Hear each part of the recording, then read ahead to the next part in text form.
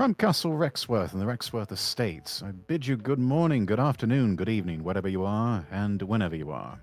My name is Rexworth, Lord Rexworth. And my guest here, joining me now, some say she's so based, she saw Augusto Pinochet drop communists from helicopters and still called him a cuck. And I haven't done this in so long I forgot to make up a second thing. All we know is, she's called Amalgamyte.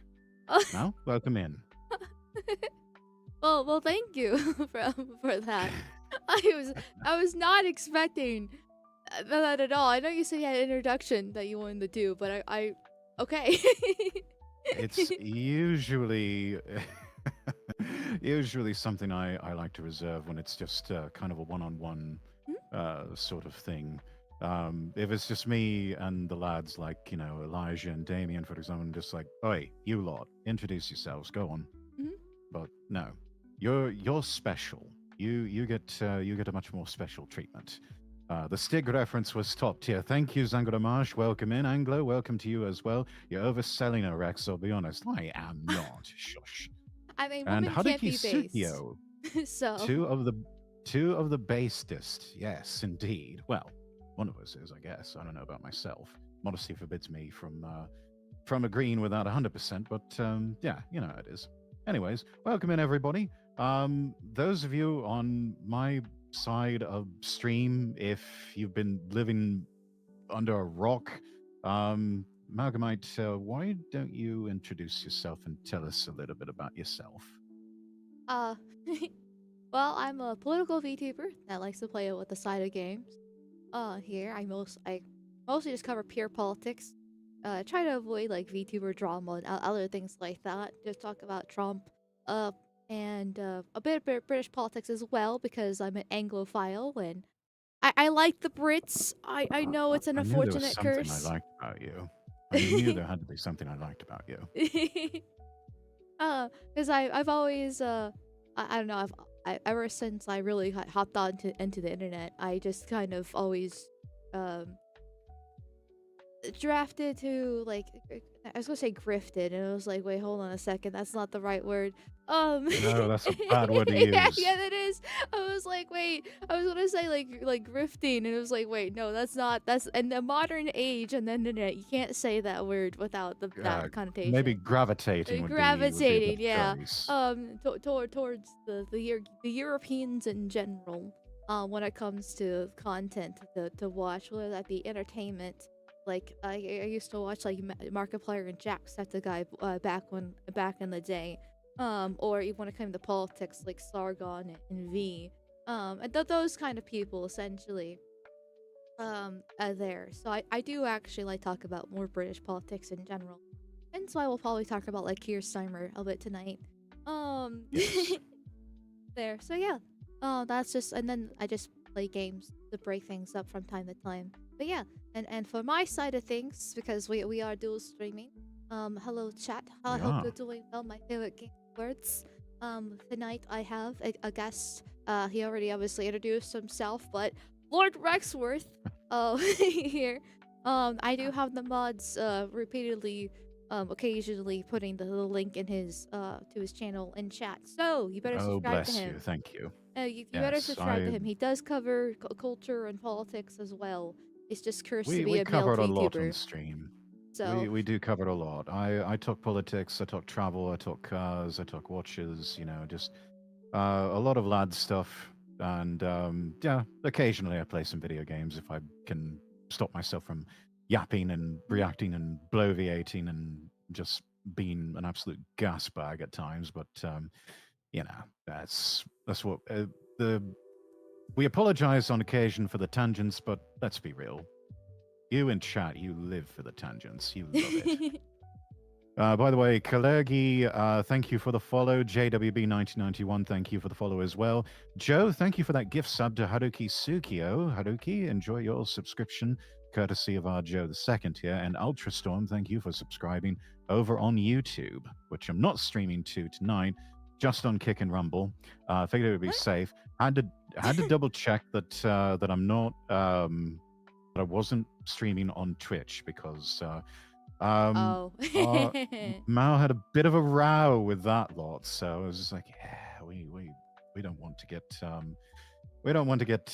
our Twitch channel nuked from orbit. So yeah. Yeah, that's true. I kind of forgot Twitch was a thing. Okay. I know that kind of sounds really dumb, but since I don't stream there and I don't really give a shit what happens there, and I don't watch anybody there, and any of the big names, let's say like Asvin, right? He also streams on Kick. I just I Right. just kind of was like, wait, that's right. I got banned from Twitch. Yes, a little something to do with the gamer word, from Yeah. my understanding. Oh, okay. Yes and no, because because I did say the gamer word. That is very true. However, I said that on Twitter, not actually on Twitch. But there's that like relooted game that was announced last year, and I just quote tweeted it with the gamer word, and it Okay. went viral and pissed off a lot of leftists, and then I got mass reported.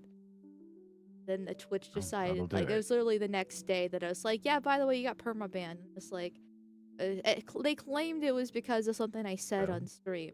And don't get me wrong, I'm sure there probably was something said on stream that they could probably get uh, me for because it is Twitch. But it is a bit suspicious that it was like literally the next day. yeah, that does sound like a mass report campaign of some sort. Hmm. So, yeah, I'm fortunate that we tend to keep the dialogue a bit highbrow, and I personally don't care for the use of that word and try to make sure chat behaves itself too, and that we don't start building in towers and things like that. But you know, we're all adults here. Everybody knows to sort of behave themselves and don't get don't get too mad with the don't go ham with everything.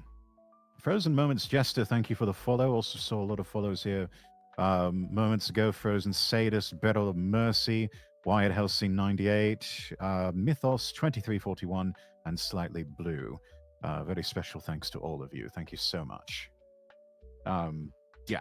And I guess a little bit more about me. English nobleman VTuber, living in exile in America, able to say a lot of the things that my brethren cannot say due to the Online Safety Act and everything else. And just about, I think it was around the time of the 2024 election, decided, yeah, you know what, we're gonna kind of let our hair down and just start being a bit more real with people and just have more frank dialogue about things happening in the world. Going back to roots because I spent about 10 years in radio broadcasting as a newsreader, as a journalist. So just sort of harkening back to Journalist. my roots. Yes, indeed. I was one of those people. Oh, that's a bad word around here. Disgusting Yeah, word. Mm. former journalist. But Reformer. Are you reformed? Are you a better person now? oh yes, I stopped working in so-called mainstream media. I never liked them anyway.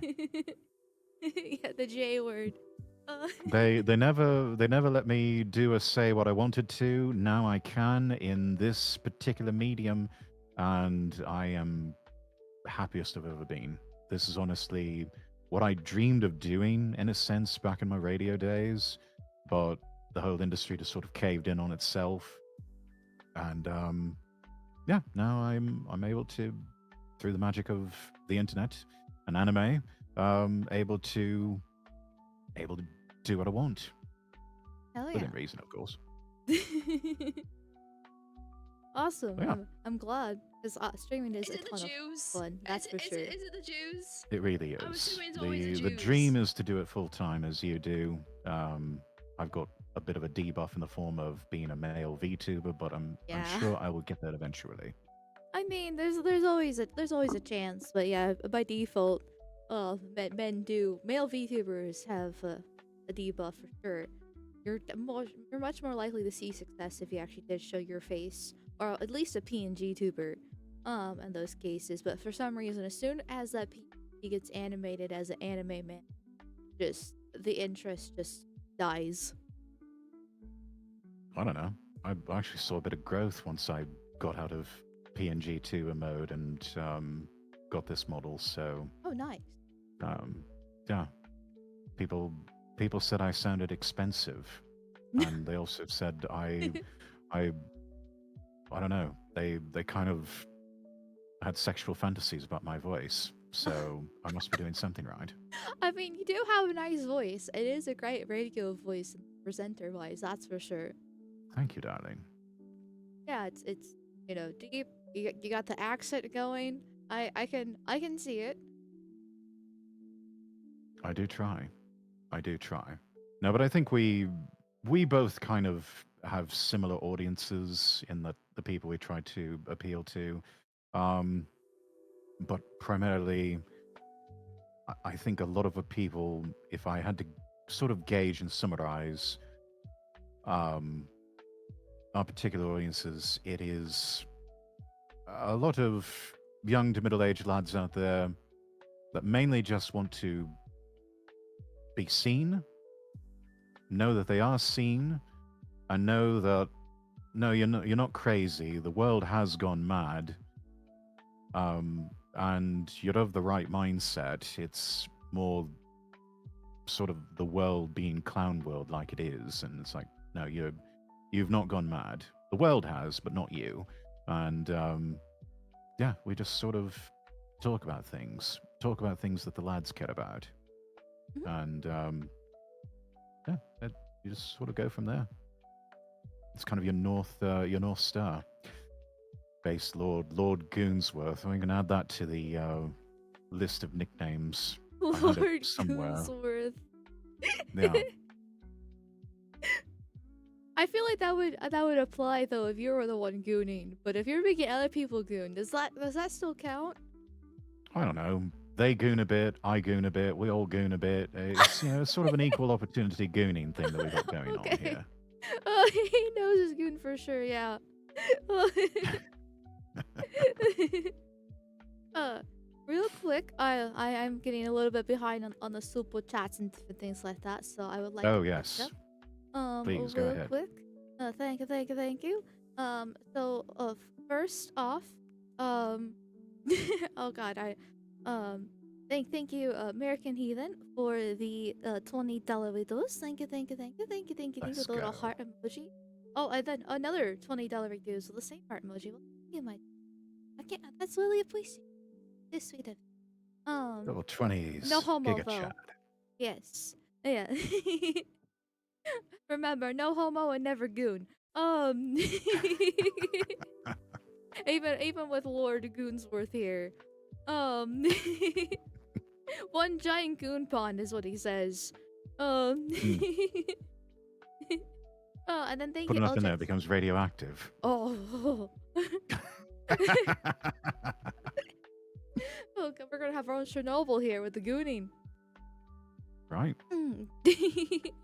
And then thank you, Eldritch Saga, for the sticker, the $1.49 sticker, as well as 2, 4, 6, 8, 10, 12, 14, 16 dollar with $18 reduce here and $2 super chats, and we hit the goal already right at the beginning of stream, the YouTube goal. Hell yeah. So thank you guys for that. I guess the P.E.P.E hoodie is now on. I'm nice and comfortable now, and Well done, warm chat. because right now very, very cold actually. I'm sure I'll be turning to a sauna within an hour, but right now it's cold. So thank you for that chat. You guys are very, very generous. I'll Um just be over here wrapping myself in your tail that is sort of seductively brushing against my cheek here. Yeah, you want to make sure you go for the fur side though, because the underside has scales. It's kind of rough. Oh, Oh, so yeah. yeah, you want to watch out for that. Scaly bits ever get slimy after a while. You start shedding skin or something.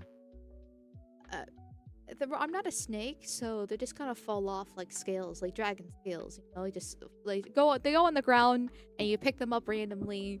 And you'd be like, oh, this is a dragon scale. So that kind of I deal here. figured dragons, they sort of shed their skin like snakes or something. But I'm an amalgamation, so I don't know how that works. I'll be honest. The rules are different for me because I'm just completely different. Like I'm something Right, else. I'm a we're gonna put the call monstrosity. out for all the potential law writers out there.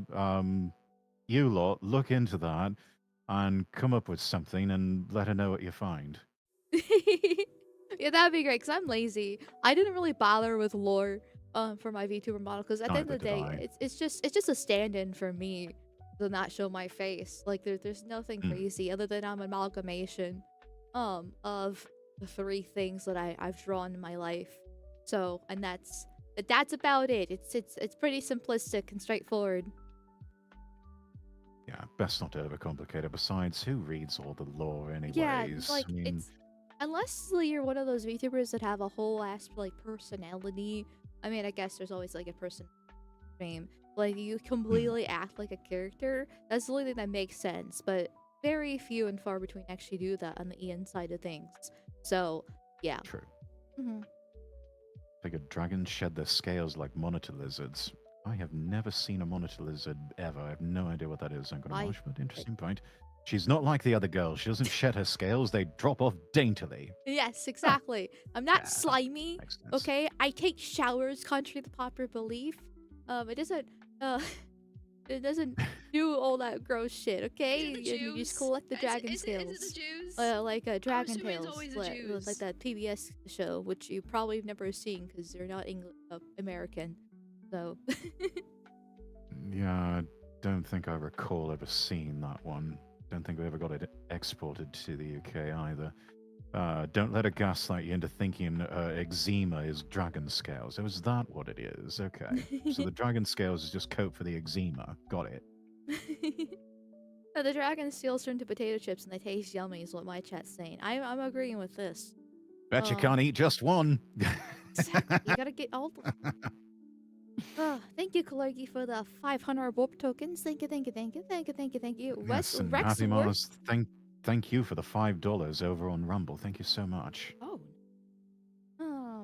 He asked Rexworth Estates, will there be investment opportunities during this stream? Maybe. I mean, I do sort of style it as there is a village nearby that kind of acts as like a retirement home for wayward VTubers. It's a lot of lakefront property. So if anyone's interested in some timeshares, I can put you in touch with the estate agent. Okay, that's actually kind of sounds nice because I like lake, and it'd be nice to have some lakefront property. Right. But Lakeside view to one side, mountain view to the other. Just it all Oh. works out. That sounds perfect, actually. Except I don't really want to share it with other people because that's what a timeshare is, right? You stay there for like a month and then somebody else comes in. Yeah, we could probably work it out as just single family residence, nice little condominium, you know.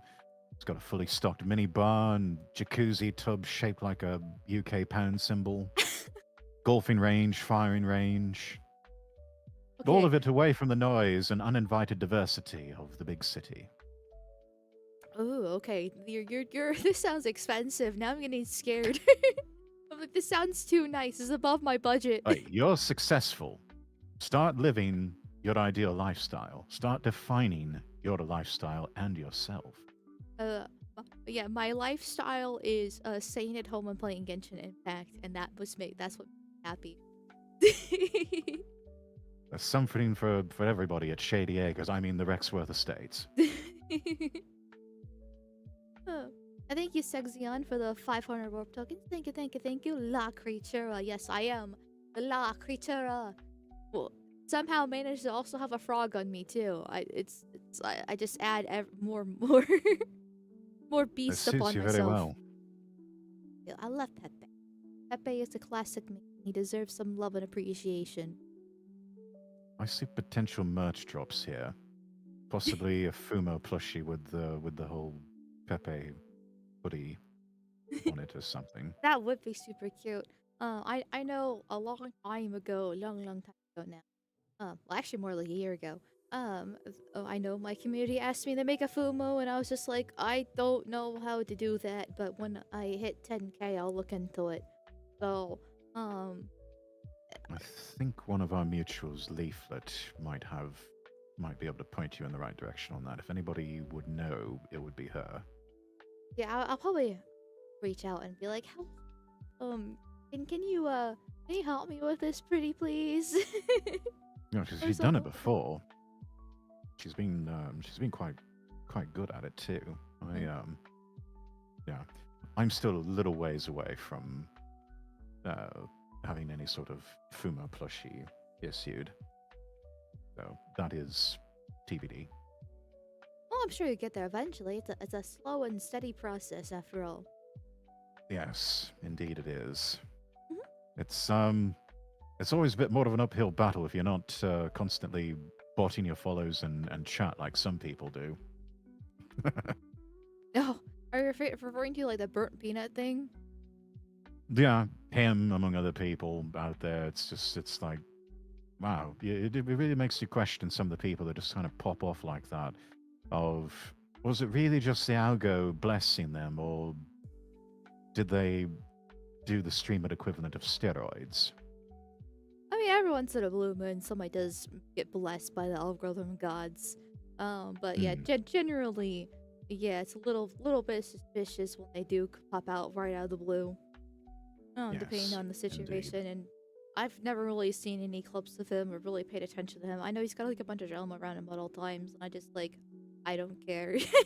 Whatever. Yeah, If he's botting, same. whatever. Like, I mean, obviously it's a bad thing, and I don't like approve of it. But at the same time, it's like, uh, okay, so pretty much almost all the big names do to some degree, whether this because it's against their will or they do it willingly. In that case, and it doesn't really bother me because I don't watch their content. Yeah, not us though. No, chat. You were looking at two 100% pure organic, grass-fed, all-natural growth VTubers. Well, Yeah. I'm a Mossad agent, so I Oh, wouldn't okay. exactly Double call it. agent then. Got Yeah, it. I wouldn't exactly call it uh completely natural growth, but you know that there is at least genuine grassroots supports in there. I will take some nice little George Soros funding, and then the people come, that kind of deal.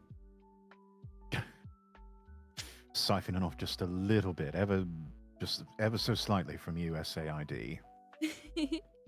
We don't talk about the fact that I got shut down. Okay, fine. Only hurt my pocket a little bit. Just a little bit. And finally, chat over here. Welcome in, Kalergi. Yes, do have a couple of minutes delay here from the time that you follow to the time that you are permitted to chat. That's mainly just to protect chat from people who show up and start botting or saying, "Hey, your stream sucks. Go watch mine. Here's this link. Click here." Hmm. Honestly, just having it Assholes. on followers only helps a lot on the Kick side of things. Because Kick does have that Yes, massive problem with bots. So just followers only makes it nice and simple. It is what it is. absolutely. Or also recommend Absolutely. Kickbot as well. Though you might have some trouble with some of the moderation, depending on how much you like your chat moderated. But Yeah, the AI chat moderation can be a bit aggressive sometimes. So, yeah, apologies in advance uh, if anyone has their comment shot down by the AI moderator. I do still see it, and I'll look it over. And if it's not anything that can get me nuked from orbit, I will still read it off. yeah, But yeah. completely understandable because the AI mod goes a little bit crazy, even if it's on the bare minimum settings, because you have to have it Mm, on. Like you can't yes. fully turn it off. But so it's just annoying, but it is what it is. That's I not get. creepy at all. You can never turn it off. Yeah, you really can never just turn it off. I just have like you can have it on the have a bare minimum level, and even then it still gets a little bit crazy from time to time. Mm, And it's also AI too, so it gets things wrong. But I guess it is what it yes. is. Kick is still overall a better platform than YouTube, in my opinion. But I Oh, I have a love it. vendetta against YouTube because I've watched so many of my favorite content creators get deplatformed, demonetized, try to their Patreon shut down, all these different things throughout Mhm. like Gamergate and the Culture War years. Which I guess we're still technically in the Culture War.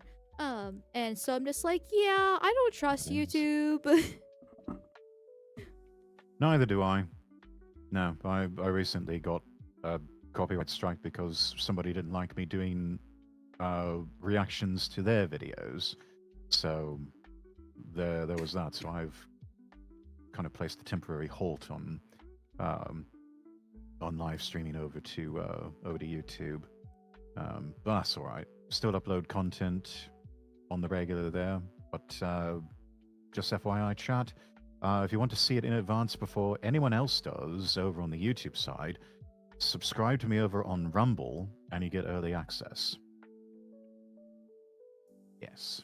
I should probably We do more want to with show. Rumble, but Rumble Bros get stuck in the cuck chair. Not like I dislike Rumble, it's just that they need to actually invest some money into making it better for both the back end and the viewer side of things. So, It does need to be. It's a fairly decent platform. I don't like that I have to go through a few extra steps to get started streaming over on Rumble, actually to start up a stream. Um, I I was explaining offline, but I use Streamlabs to push out the stream to multiple platforms, but I still have to go to Rumble Studio and click a button to start the stream over on that side.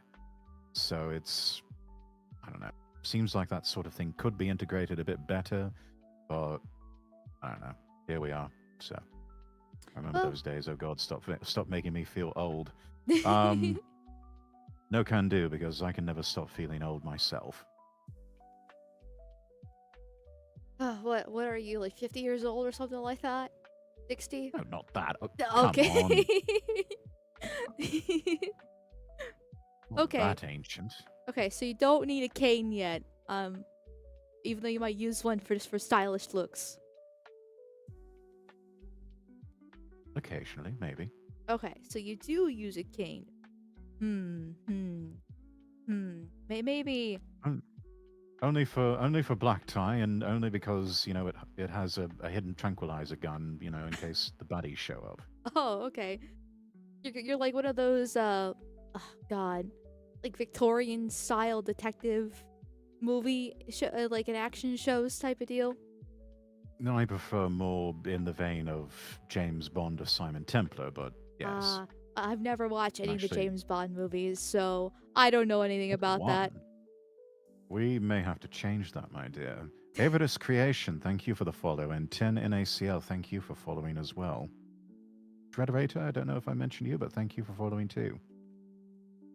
Yeah, it's on my movie watch list that I have with my community. We do movie night every couple weeks, but we haven't got around to it yet. So, in due time. They are worth watching. Yeah, there's definitely a little bit of influence with both the character side of Lord Rexworth and the character design. Obviously, James Bond influence, Lloyd Forger from Spy Family as a base level template. But also, let me see if I can find the right toggle. There we go. You'll note the halo. That's a little bit of a nod to a character played by a gentleman who played James Bond, Sir Roger Moore, called The Saint, aka Simon Templar. Started out as a series of books by Leslie Charteris, then was turned into a television show on ITV in the 1960s. And that ran for, gosh, close to 10 years, thereabouts. First in black and white and then in color. And definitely takes some inspiration from Simon Templar as well. Hence why I've got the Halo toggle. Nice. I didn't know any of those people. That's way beyond my time. But I like. Well, if you ever get a chance, you can actually watch old episodes of The Saint for free. Those of you who are in North America, just Google Shout Factory TV. They've got the entire series available for streaming. I think with like 30-second commercial breaks or something like that. But it's about 6 different cities that they did of the Saint, and 2 movies out there. Really good show. If you're into old TV like that, you'll like it. Especially those early seasons. They played very close to the Charteris novels and had a very film noir style, since they were filming in black and white. So if you are a fan of film noir, you will basically be treated to about an hour a week's worth of film noir. Okay. I will have to try to remember that to check that out sometime. I wouldn't say I'm a fan of old shows. I just these days I mostly just watch anime. And that's about it, but I don't really watch TV that much in general. I rather just play video games. And I mostly just play Genshin for those video games, so Yes, I think you were mentioning on yesterday's stream you spent a good 3 days straight just doing nothing but playing Genshin Uh, Impact? yeah, pretty much, yeah. I mean, in my defense, I haven't really played it in a very long time. Like, I've popped in here and there for a couple hours throughout the past few months, but I've missed, like, almost a year's worth of content, more or less, in that case. And so I just no-lifed it for 3 days to take a break. And Honestly, it sounds like a holiday. I was honestly it really was just a small break because I was getting the little bit depresso and tired and black pilled with the world and how things were going because January has been such a crazy month all in all, and I was just like, I just want to take a break and it's too cold to actually go touch grass, so I'm just gonna stay inside and play Genshin. Um, Hopefully that keeps the brainworms away for at least a little while. it Best helped a tell her you're bit. young or she's gonna. I can't finish reading that, Kalegi. There's a reason the AI mod nixed that one. Auto mod tested. Yes, well done, Kalegi. Okay, I do ask anybody that's hanging out from like my chat and goes checks him out. Please follow his rules and regulations there. I know we get spicy over on the side of things, but you It's all know, right. be nice, be good little boys. That kind of deal. Anglo in chat channeling Snake from Metal Gear Solid. Kept me waiting, huh? I'm at the sneak point. Metal Gear.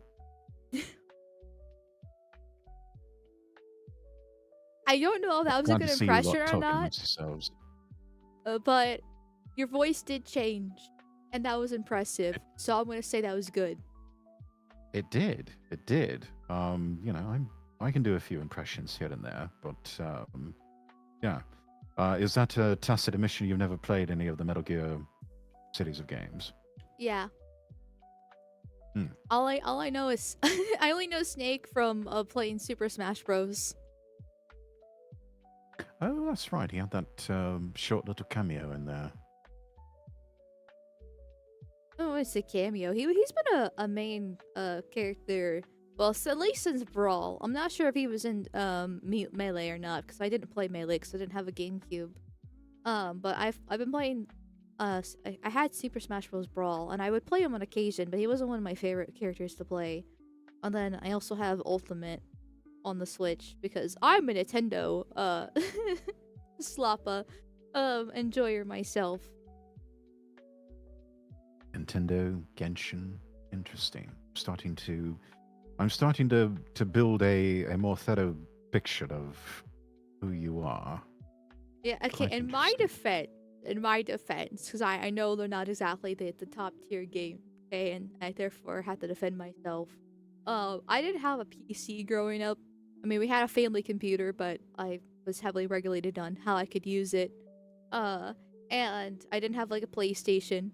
I was just given Nintendo because my parents didn't even really like me playing video games to begin with. Like they had restrictions on that as well. And it wasn't until I got like my preteens that they were more open for me to play video games, and they gave me Nintendo, which I was okay with that because I like Pokemon, I like Zelda. They're all games that I've always really wanted to play. I just kind of like stuck with it, and then I would watch like people like Markiplier and Jacksepticeye play the other games, um, and watch their playthroughs for that stuff. To a certain extent, though, sometimes I would avoid watching certain playthroughs because I was like, one day I'm gonna play this game, and I don't want to be spoiled on it. And then I've just never played the game, at this point in time. But now that I have a PC, I am slowly but surely getting through games on stream. But I got into Genshin way before I got a PC, and I have a lot of time sunk into that game, and I do thoroughly enjoy it. So it is my go-to game to play. Fair enough. Fair enough. In for the penny, in for the pound. Can't relate. My dad had me sit down and play Doom and Carmageddon as my first games. Doom was one of the first for me as well, along with Commander Keen and Space Quest. Those were some of the early ones, and of course Tetris. Uh, and That's you are old. probably I'm kidding. I'm kidding. you're gonna get your cheek grabbed for that. You keep being naughty like that girl. Can't go wrong with Doom. You can't. Only surpassed perhaps by Duke Nukem 3D. Amal unironically enjoy Pokemon ZA, asked about the rich French people and if they actually exist. There's actual rich French people. I thought they killed all those in the revolution. uh, uh, Something about let them eat cake, and then they did, and then they killed all the rich French people. yeah. Well, that doesn't exist anymore. It's just diversity at this point within even in the Pokemon game. Yes. Oh, it was there. It was pretty obvious the political agenda they were going with ZA, and it was insufferable. It's such a bad game. Like, I was actually excited for that game because I thoroughly enjoyed Pokemon Legends Arceus. Like, was it like the perfect game? No. But Arceus was an actually good Pokemon game. Especially in the sea of slop that they've been pushing out over the past like 10 years. And so I was like, oh, okay, another Legends game. Thanks to the success of Arceus. Get some actual lore for X and Y, because X and Y actually does have lore, except they had a horrible story and butchered it. So I was like, okay, this is a saving for X and Y. Like, all these other different reasons. So I was like, yeah. And then like a week before it comes out, all these leaks are happening, and I was just like, oh no. Oh no. And then I play it and I'm like, this is such a bad game. Like, I'm not even a graphics person, and the graphics are ass. The story is ass. The diversity is very in your face. The gameplay is awful. The map is tiny. Everything about the game is just horrible. I didn't even finish it. So, in comparison to, say, the original Pokemon Green and Red, um, maps seem smaller even in comparison to that. I don't know if you played the original. Oh, I played Fire Red. But I Okay, mean, that's different game. Probably dating myself again, but my Pokemon experience only goes so far as the original Red and Green or Red and Blue for the West, chat, and he's Pikachu ancient. Yellow, and then Gold and Silver. Yeah, my first Pokemon game was Pokemon Black, and that released in like 2010. So Fire Red was like 10 years later. Yeah, I was probably focusing on university studies by then. You know, Rex and Mal, both of you still need to play The Great Rebellion one of these days. We do. If anyone wants to gift us that on Steam, they're welcome to do it. Fire Red and Leaf Green were remakes of the OG with updated graphics and bug fixes, but mostly the same game. Yeah, Legend has it, the code for the original Pokemon Red and Green in Japan, especially by the time they ported it over to Europe and North America, the code was basically strung together by duct tape, paper clips, and chewing gum. The whole thing was being held together by just mere hopes and prayers and good vibes. Or so I'm told. I've heard that too. That's why there's like some glitches and some like things that you can do to break the Yes. game.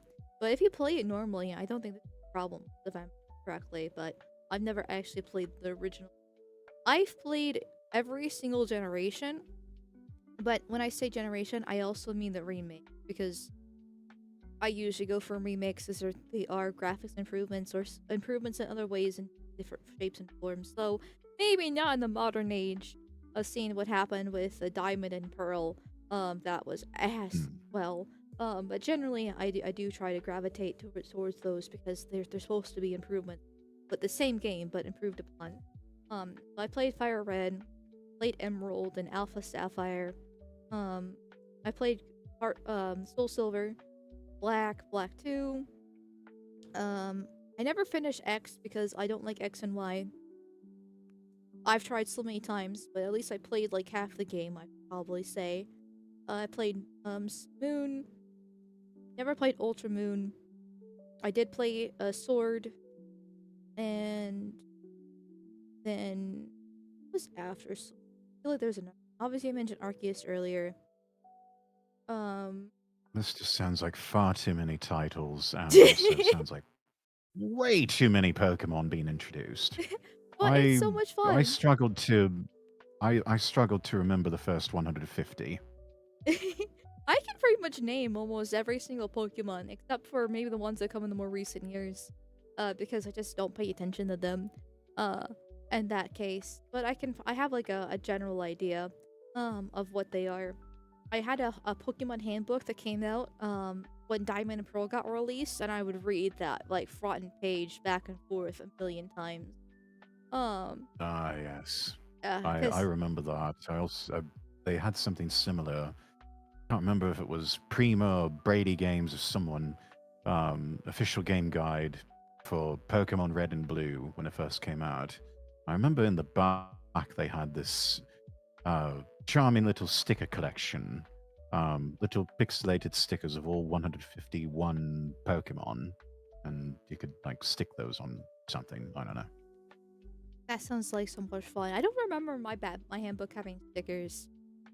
It just had all the Pokemon from release from Diamond and Pearl and beforehand. Even though I never actually Yeah, didn't people play believed in Diamond and Pearl spending when it money got back in released. the 90s. Yeah. People believed in spending money back in the 90s, so we had some nice things still. I mean, I had some nice things when I was a kid, but yeah, obviously, with each passing, 5 to 10 years, then things just get steadily worse and worse. Yeah, feels like we're in the 1970s, only with shittier music and even shittier television. Yeah, yeah, yeah. I know since I never really watched many movies in my life, so by watching these movies with the movie night Discord channel, uh, has definitely been an experience. And I'm like, wait, there's actually good movies out there? Because, like, I've Oh, never been yes. somebody who's really into movies. Like, I've watched quite a few when I was younger, but they're all like Marvel because my dad and I had tradition to go watch every single Marvel movie on release um that weekend and then go to our favorite restaurant when I was younger. So that was lots of fun. And like we would rent movies from a video store or a Redbox and watch those things from time to time. But once again, my parents were actually pretty Back when those strict were on what still I a could thing. watch. Hmm? Back when those were still a thing. Yeah. I don't know, does anybody else in chat remember Redbox or, video shops? Yeah, there's good, but Who like here in chat, one's in chat if you still remember Blockbuster? I don't remember Blockbuster actually. That wasn't around when I was a kid. We just had a local video Hmm. store. Um that would sell like older movies because I've seen some actually older movies like a Chitty Chitty Bang Bang. I really liked that as a kid. Or like some other like older things. So I have like this weird mix of like boomer entertainment and then a complete like skip within like the 80s and the 90s and I guess maybe a little bit of the 70s and then early 2000s until like the early 2010s. Oh. Hmm. So, Blockbuster was the shit. Extravision and Golden Discs. yeah, my chest is filled with ones now. Yeah, But I'm they remember how good it was. They remember the good old days. Yeah, Blockbuster was, um, God, I remember the weekly trips to Blockbuster and just picking out a movie. Usually, for me, it would be something science fiction, maybe something anime, or maybe just a really good old action film, like a Bond film, for example. Then primetime video managed to decline until the VHS rental ship sunk completely. Yeah, nothing coming out on VHS anymore. yeah. Um, so that's sort of seen a little bit of a comeback amongst people who are just retro tech obsessed. I But mean, yeah, Blockbuster was. I remember that was how I really got into Godzilla movies and Japanese monster movies. the 98 TriStar Godzilla film was coming out. And so the local blockbuster had these two-pack VHS sets of old films from 70s, 80s that about. So these two-volume sets of Godzilla versus Mecha Godzilla, Godzilla versus Gigan, and Godzilla 1985 and Godzilla versus Megalon. Scooped them up, did weekend marathon of those, and I was just absolutely entranced. And rest is history. So those of you who know, huge Godzilla fan over here. Interesting. Okay. I Yeah. don't know much about Godzilla. I've always kind of found the concept a little bit absurd, like a gigantic monster against like a giant gorilla, or whatever the matchups were. I can understand, like, Oh, I you're guess part of the thinking, appeal, but yeah, well, the original film from 1954 was inspired heavily by another film from, can't remember if it was a UK film or American film, The Beast from 20,000 Fathoms. And it was also inspired by a horror story that came out in Japanese media about the Lucky Dragon number 5 fishing boat that got caught up in the blast of a nuclear test near Bikini Atoll. Um, just the idea struck the producer of the film, Tomoyuki Tanaka, of, what if this awakens some sort of giant monster or something like that? And he was thinking, we could do something like this in the vein of King Kong. And he got the green light from it.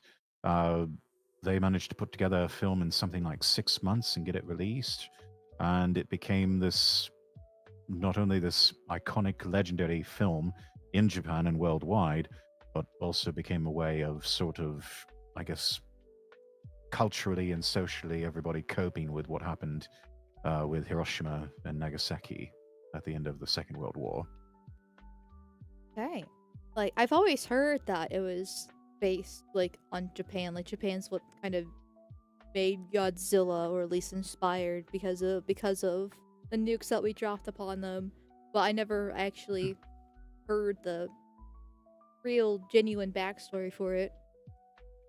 Yeah, it was also kind of meant to be this whole warning of, maybe we shouldn't be doing so many of these nuclear tests because God only knows what that's doing to the planet and to wildlife and everything else. Mm-hmm. Not to mention, the obvious health effects it can have on human beings who get too close to the blast radius, like what happened with the poor chaps and with the Lucky Dragon number 5. All of them irradiated. Most of them, died shortly after or contracted cancer and died a little while after that. It's actually preserved as an exhibit, the original boat. You can go see it somewhere in Japan. Off the top of my head, I don't remember exactly where, but I do know they've turned it into one of those exhibits in the vein of the stuff that you would see in, like, Hiroshima if you paid a visit there. Interesting. Okay. But yeah, went from that to just commercial cash grab after that of a new film every year, and let's see how we can top the last one. And so it meant just introducing a whole lot of new monsters after a while and just having them duke it out like professional wrestlers. That does make sense. I remember watching how I got really introduced into like Nintendo in general as a kid was I was at these babysitters' house, and they had 3 boys, and they had a N64 and a GameCube, and they never would let me play it, but I would watch them play games. And there was one that they would play, I think, on the GameCube. It was a Godzilla game, I think, or something along those lines, if I remember correctly. And it'd be like I you think it was choose. multi-platform fighting game of some kind. Yeah, and it was cool watching them. Like, it looked fun. Mm-hmm. But I never was able to play myself because, like I said, they wouldn't let me. Which is understandable looking back, Bastards. obviously, because I mean, is their their console, their games, that kind of deal. But it just, little me was like, I just want to play the game, and then I would go home and beg my parents, and they would just tell me. It literally took years of pleading for them. before they Can't let you have capitulated. too much fun. Yeah. My chat does want to know though. Thank you, LJ Saga, for the 5. What's your opinion on the newer Monsterverse stuff? The Legendary Pictures Godzilla films, not bad. I think they're fairly well done. Really heavy on the action, but that's sort of to be expected with Western audiences. Haven't seen the mini series that they've done about the Monarch organization yet. I'm told Godzilla and Kong make brief cameo appearances in that particular series, but I don't have Apple TV, so haven't seen it yet. I'm still a bit of a purist, though, that I tend to lean towards preferring the Toho films produced in Japan. Um, Godzilla Minus One, their most recent film that they've done, um, absolutely incredible. Uh, that is it's one of those times where the the Oscar win for best special effects for anything really, very well deserved, and actually touches on subjects that even in Japan were quite taboo for a long time, of sort of psychologically delving into the mindset of one of the characters that is actually a kamikaze pilot, um, and kind of has to find new reasons for living and going on after losing a war in which she was expected to give his life for his country and for the emperor. Uh, so that was, I think, quite interesting and very brave that they touch on something like that in the storyline. Special effects, absolutely incredible. Once again, proving you don't have to spend a fortune like Hollywood does in order to get something that looks absolutely brilliant.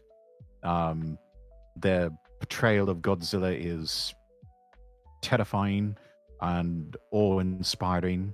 The ending is quite clever with the solution for dealing with Godzilla when that comes up. Glad they left a little bit of room for the sequel, and I'm glad we're actually getting a sequel this time, rather than getting the bit of the cock tease treatment that we got at the end of Shin Godzilla, where it looked like Godzilla was multiplying.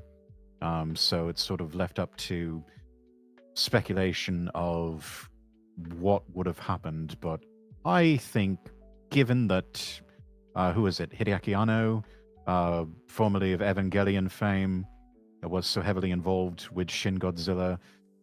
I tend to suspect, especially with all of the collabs that they've done with theme park rides of both Eva and Shin Godzilla, that he was setting up the story of Shin Godzilla to be sort of a precursor to the first impact that is talked about but never seen really in Neon Genesis Evangelion. So, at least in my headcanon, Godzilla is the first angel. Jesus, that's a huge lore bomb right there. Yes. No, I told you I'm a fan. I'm a Yeah. big fan. Well, we got a It's massive Godzilla nerd here. Okay. Hey, it's I'm just a okay. I massive respect nerd. it. I'm a well dressed, well spoken nerd, but I am still a nerd at the end of the day. I mean, hey, I like it when people are passionate about their interests, because that means you Absolutely. can clearly tell that they care, and they just the amount of knowledge that goes into it in time, it's just absolutely fascinating. Put it to you this way: without Godzilla, probably wouldn't have a lot of great Western films like Jurassic Park, for example. The T Rexes and giant dinosaurs in those. I believe Steven Spielberg was interviewed one time and said that Godzilla was an inspiration for the way they appeared in those films. But also, without Godzilla, you would not have had Eiji Tsuburaya, the director of the special effects on the first film from 1954, perfecting his craft, and then later taking it and going off and producing other films or other series like Ultraman. And then later on, you wouldn't have had competitor Toei and Shotaro Ishinomori going off and creating legendary franchises like Super Sentai and Kamen Rider. Of course, we know Super Sentai in the West as Power Rangers. So there's this line of inspirational succession going through the decades that sort of leads up to where we are now in film, television, and pop culture history. And it all ties back to one film back in the 1950s. That's insane. They made It's on like, an now absolute that you pointed shoestring. that out, I used to be a massive fan of Power Rangers when I was a kid. I just pull up PBS Kids and it would be on in the morning, and I just absolutely adored it. But now that it makes sense, massive monsters that grow in a million times their size and destroy cities. I guess that Was it makes sense inspired with by Godzilla? Godzilla. Yes, absolutely. Yeah, and yeah. I I take it you haven't seen any of the original Super Sentai series that the Power No, Rangers was based off of. They I've are I've seen available images. now. Another hidden gem from Shout Factory that's now available in the West with English subtitles. I think they've got a handful of them. I know they've got the original source material for the first Power Ranger series, and that was Kyoryu Sentai Zyuranger. A little bit of a spoiler alert. The reason the Green Ranger disappears after a while is not because he lost his powers. Well, he did, but the reasons are quite more permanent than Western audiences were shown. But did he die in real life? Yes. Well, not in real life, but the character Brai, the Green Dragon Ranger, um, yeah, in the original Japanese series, he dies. Oh. The whole saga with the Green Candle and Tommy losing his powers and stuff like that, that was actually taken almost whole cloth from Zyuranger, where there was a candle burning, and when it burnt out, the Green Ranger died. Interesting. Okay. Yeah, it they got a bit serious and a bit dark with some of those Sentai cities, and especially with Kamen Rider, which was always meant to be a much darker take on a lot of that. But yeah, still the same basic concept: man in a suit fighting other monsters that are just men in suits. Okay, I'll have to maybe check that out sometime because, I remember years ago now when I was in high school, I was like, you know what? I want to rewatch Power Rangers and figure out if it's nostalgia or is it actually really good. And I watched the original Power Rangers because obviously, and it was actually still good. Very clearly a kid show, but decent. But then once Yes. it got past the original Power Rangers, they went to their second version of them, where they kept the Red Ranger and then, or sorry, the Green Ranger turned to the Red Ranger. I forget what Power Rangers that one's called. Then that's where it really fell off pretty hard. So then I skipped that, and then I rewatched my favorite ones from a kid, which were Jungle Fury and God, why am I blanking on the other one that I'm thinking of? But it was another animal based one. And they had like power orbs and stuff like that. It was like, you know what? Once again, they're still very clearly kid shows, but these are still actually pretty good. So having a darker theme that makes it, I don't want to say slightly more adult, because you can have kid shows and have dark themes to go with it, and kids Oh, will yes. be okay. They will survive Mm. with it. Does sound a little bit interesting just to see the difference. Yes. There's a lot of things with the original Japanese source material. They could never get away with that with children's programming on American or British television. Um, yeah, trying to think of good examples. Um, well, I know with Die Ranger, which came after Zeta Ranger, that's where you get the Thunderzords introduced. Um, Major differences there. The White Ranger is actually a small child, Interesting. except they have, you know, an adult male acting as a stunt actor whenever he's in costume mode.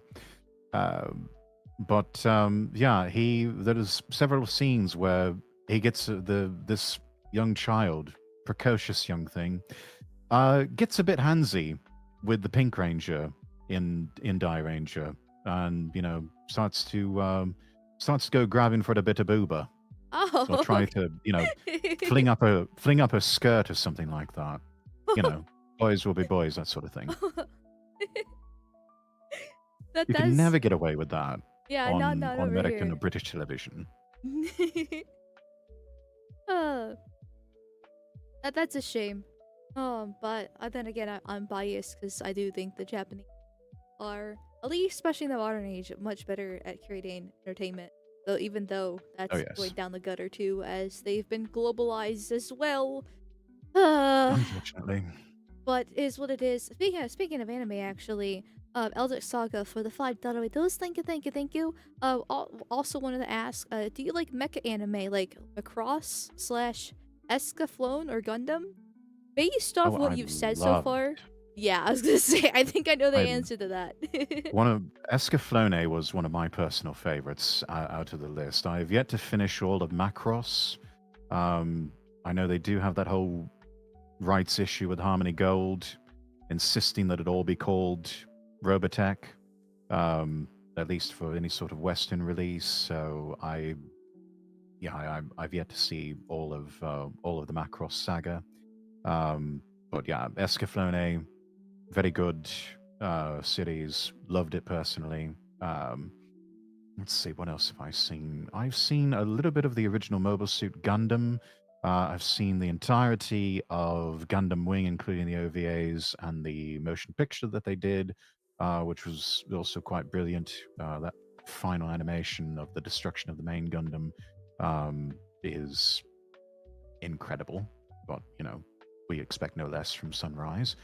Um, Gosh, what else was there in the form of mecha animes that I've seen?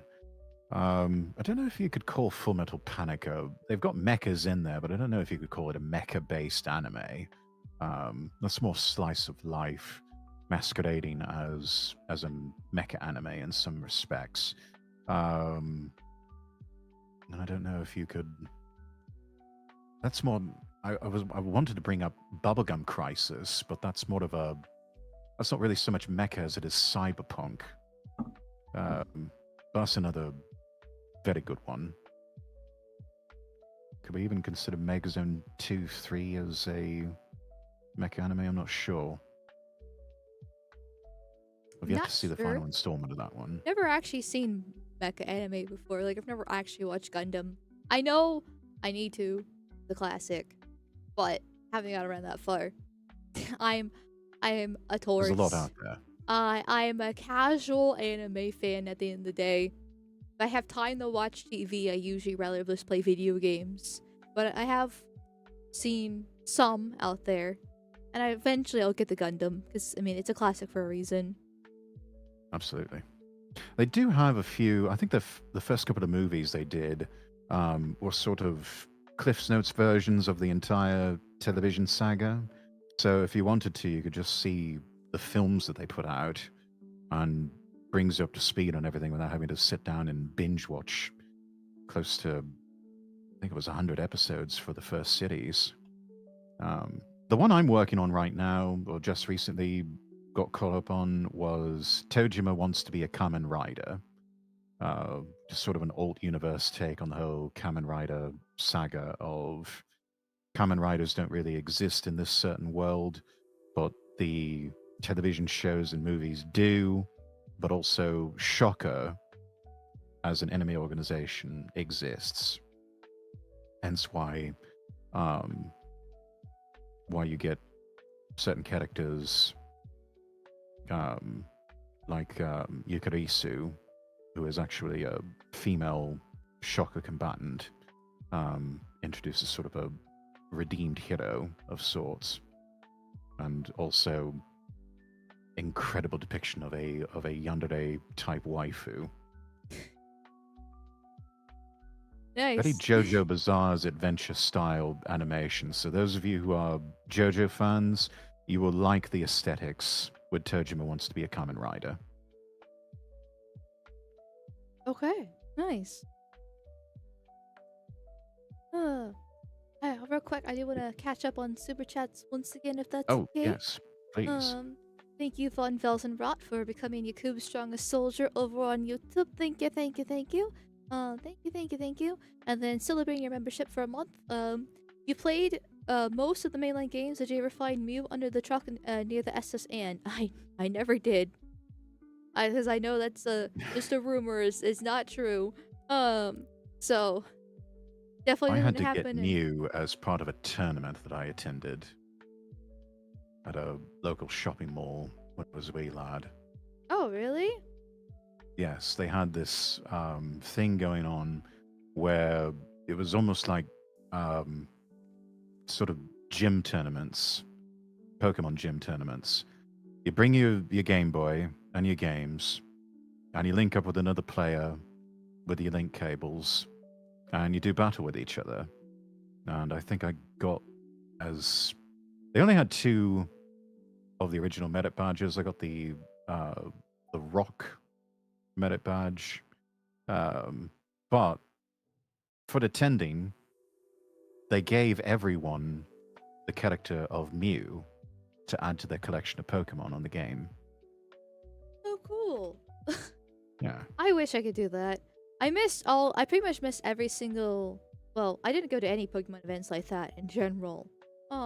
When I was a kid, and I missed. You know how like they used to have those mythical Pokemon they would give out if you went to like a GameStop or whatever the case was for like a month or two after the game release. I think so, yeah. Yeah, I missed every single one except for Keldeo for Pokemon Black 2. Because I didn't get the games until long after they released because of the whole my parents allow me to play Pokemon thing No or fun games. allowed. Yeah, and pretty much. And so then it took me begging because like we live out in the middle of nowhere. And it took me begging my dad to be like, "Can we please go to GameStop so I can get the Keldeo for Black 2? I just want one mythical Pokemon." And then after that, then they started doing it like more online, and that made it much easier to be able to get them. But they've also kind of stopped doing that too, and so I missed out on all these like super cool things, and like Arceus for example, and it just like or Darkrai, like the cool ones back when the games were actually good. And I just a little tear just goes down my cheek because I'm like. I missed out on all these cool things as a kid. I didn't get to live through these fun times that everybody else gets to experience. The good news is they do have ROMs, mods, and cheat codes, so you can technically get them for free I mean, if yeah. you know. I know how to do that. I might be bad at technology, but I do know how to work my way around that kind of deal for it. So, but still, just Mm, one of those things that you kind of wish you could experience. But absolutely. thank you, Ryan, for becoming Yakube's strongest soldier on YouTube as well. Thank you, thank you, thank you. Thank you, thank you, thank you, my dude. I gave up my tier Kirsha membership and all. Let's see if you can stay unbanned that long. You did, dude, you, thank, well, hopefully I can stay unbanned that long, but, you didn't have to give up your Kirsha membership. You could have, I mean, it's okay, but thank you, I appreciate it. Uh, and then, thank you, Some Clarky, for the, sacrifices are necessary. yeah, but still, like, I don't know. And thank you, Clarky, for the 500 warp tokens. Thank you, thank you, thank you, thank you, thank you, thank you. You're a stinky girl, Mal. You don't get to play cool monster games. Yeah, apparently. I mean, it wasn't all like doom and gloom. Like I read a ton of books as a kid to, I guess, as my entertainment instead. And so I thoroughly enjoyed it. So it wasn't that bad. But it goes back to the whole missing out on a lot of things because of it. And then thank you, Beasley, for the $25 videos. Thank you, thank you, thank you. Thank you, thank you, thank you. Hey, Mal just finished celebrating my niece's 5th birthday. Well, happy birthday to your niece. Happy Nice. birthday. It was nice to have some time where I don't have the weight of the world on my shoulders. Is ridiculous. I want to have a family of my own. Gonna make it bros. We're all gonna make it bros. Face. I'm glad. Wag me, wag you. Honestly, that Action is Bastard, great. welcome in.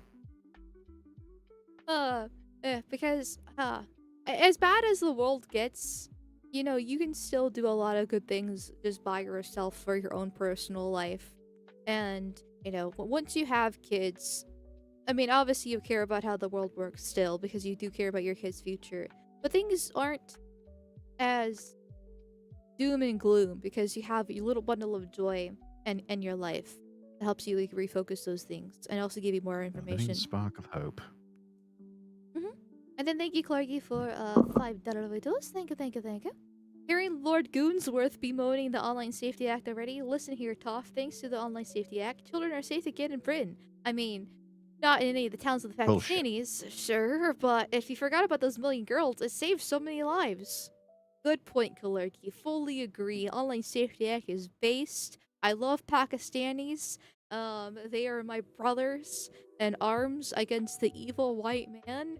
Who cares about girls Yes, being we raped we over love Asian our high illusion? streets being overrun with vape shops and Turkish barbers and mobile phone repair shops and literally nothing else, and also, shawarma and halal restaurants and whatever, and kebab stands. Yeah, that's true proper Britain there. Not really. Yeah, it's in your national dish, fucking curry. Like, you should be proud of the diversity. Our national dish is fish and chips. I And nobody would ever be don't able to know. convince me otherwise, unless, of course, they suggest a full English breakfast. That sounds Or maybe bangers and racist. mash. Like you don't have a culture after all, so I mean, it must be imported in from the Brownoids. Yes, because of the jetties that we fought in the war, we're not allowed to have proper countries anymore. Mhm. Clearly. And thank you, Eldrick Saga, for the $5 reviews. Emulators are awesome. We love our emulators. It was like Everyone should emulate I things. don't know what the illegality is for talking about emulators live on stream. Oh, who fucking Is cares? Because I'd rather not like incriminate myself there. Uh, It only becomes an issue if perhaps you're streaming over in Japan, but that's just no, because, Nintendo owns politicians lock, stock, and barrel over there. that's fair enough. That's fair enough. Um, Real quick though, I'm gonna take a quick break if that's okay. If you would like to just keep on yapping, I'll be gone for like 2 minutes. And then Sure, afterwards, would you? I'll keep This chat company here. Well, since we did kind of touch upon the English stuff here, would you like when I get back to talk about the Keir Starmer stuff? Absolutely. Awesome. Okay, I'll be your beat. Let's be nice to him, chat. Thankfully, I can't really see Amar's chat because I haven't got his stream pulled up because I'm trying to preserve bandwidth, but we can fix that. Let me see here. I think she said she was streaming this over on YouTube at some point. Let me see if I can get the chat to come up here. Emulation is 100% legal if you rip it from your own game. It's always 100% legal if you don't get caught. Not that I'm giving anyone legal advice. Anyways, Action Bastard, welcome in over here on Kick's side because the purple site beat down. Yes.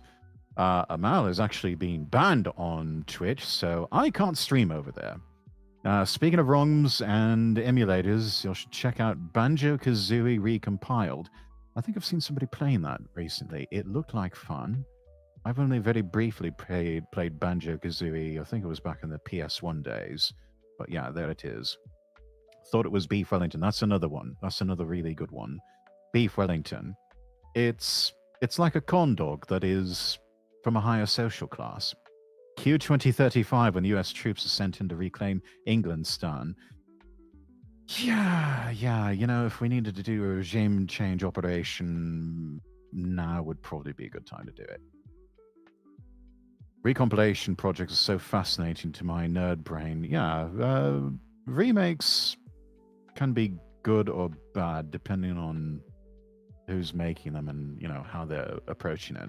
Like the recent one that I played, Metal Gear Solid Delta. That was a good one. I thought for sure it might be shit because Hideo Kojima was not involved in any way, shape, or form. But no, they actually put a lot of TLC into updating it.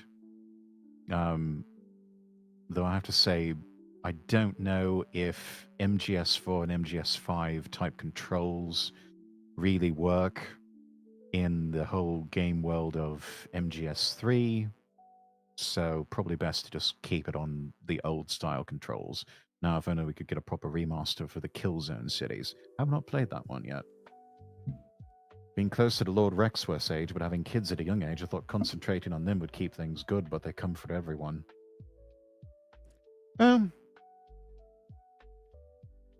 Still concentrate on them. And definitely focus on staying as positive as you can.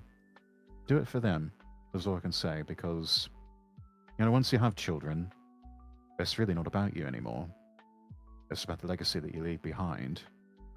And I like to think that trying to instill a positive general attitude and mental attitude in one's children is probably one of the best legacies that one can leave behind.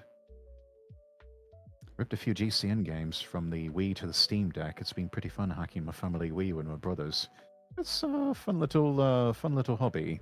ROM hacks and that sort of thing. You can do a lot of fun, creative things. Can't say anything over it on Kick because haven't hit the timer yet. Sorry about that, Exile, but do appreciate the follow.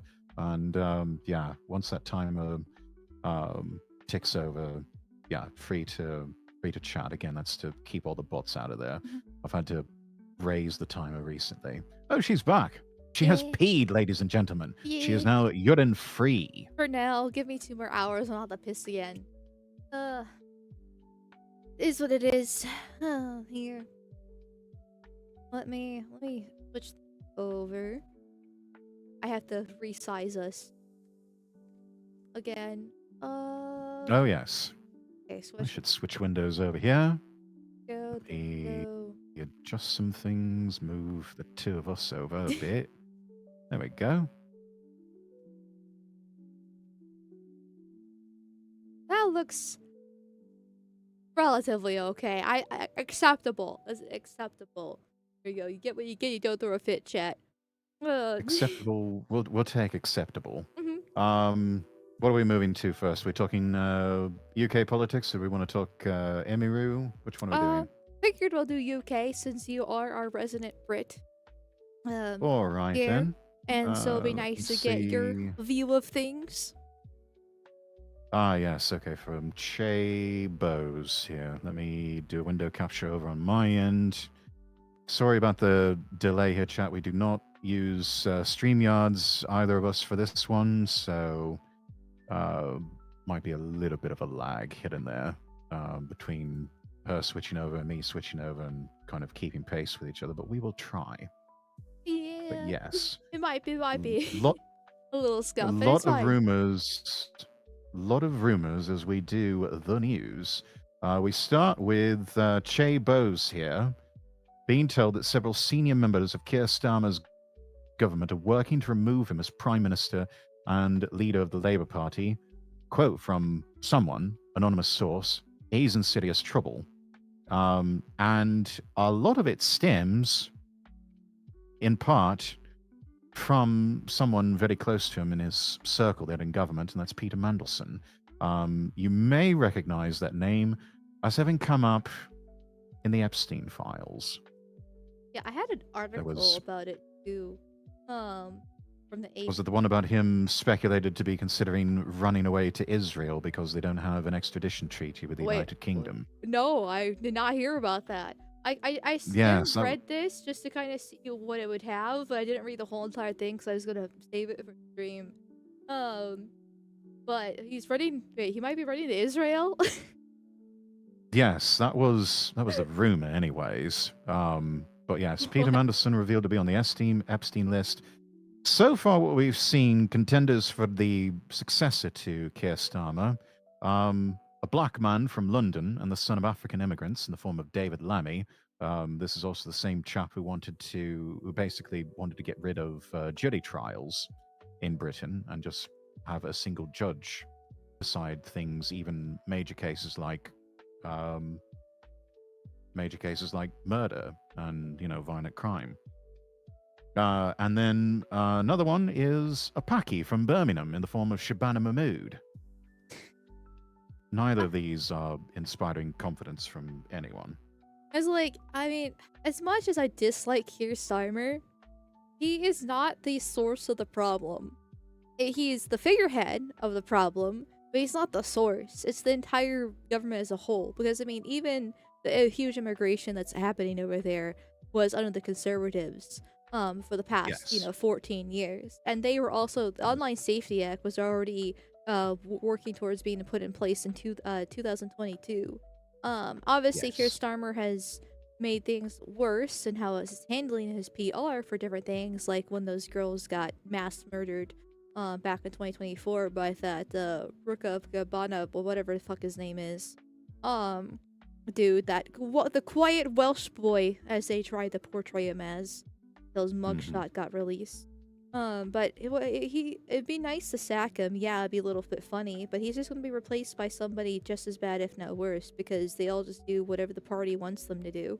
Same thing happened with the conservatives when they got rid of, Boris and then Theresa May, Yeah. and then Rishi Sunak. They all just did the exact same thing. It's just a different person in charge. Yeah. It's the uniparty, very similar to what you see between Republicans and Democrats in America. Mm. Let's see. Reply in from the original tweet, also by Che Bose, also told Starmer will sack a chief advisor and chief of staff Morgan McSweeney in the coming hours. McSweeney will be sacrificed by Starmer and attempt to survive. No guarantee it will work.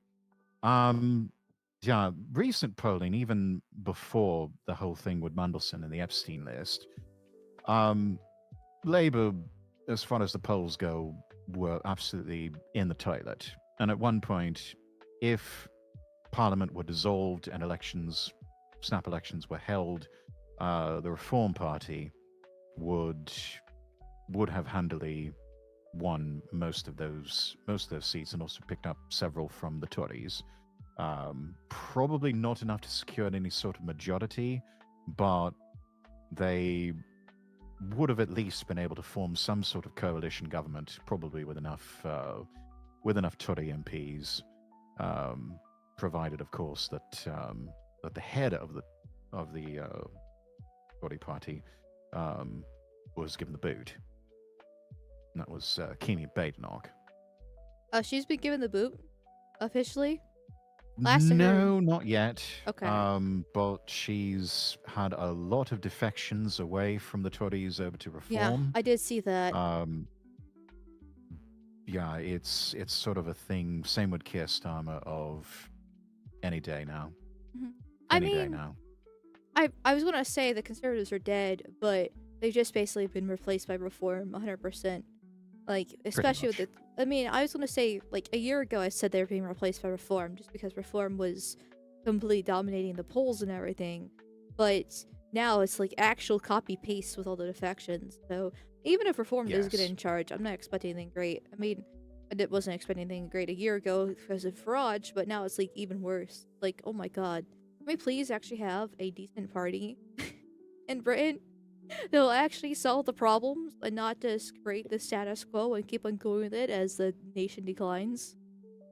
If the group Restore Britain actually decided to form a political party, they might stand a chance because they do seem to be the real deal. And honestly, given the choice, I would much rather have Prime Minister Rupert Lowe than Prime Minister Nigel Farage. 100%. Um, Farage cannot get out of his own way and absolutely cannot stand anyone else in the limelight. Well, that's He because does not know how to play nice with us and share power. I don't think he's actually here for solutions. He's only here for the fame and the spotlight. Like, he doesn't actually Yes, no, want to do anything. He just wants the praise, and that's it. he has made a lot of money in the private sector. He gets paid something like over £1 million a year This is as a show host and contributor to GB News. Um, yeah, he is not hurting for money in any sense. this is more of an ego trip for him at this point. Of he sort of sees the brass ring and is wanting to make a grab for it. Yeah. I mean, looking back, you can see that happening throughout every single political party he's destroyed. And I do blame him for destroying it because he goes in, he's got the fame, everyone's like so happy that he joined the party and he's making the party into, something famous, and then he completely mishandles it and kills it, and then he moves on to the next party. Doesn't like reform like the third one because I know he did it with UKIP and a party before it. Yeah, I think there was one other one. Yeah, But yes, no, he and same thing absolutely with reform. intentionally torpedoed UKIP. Hmm.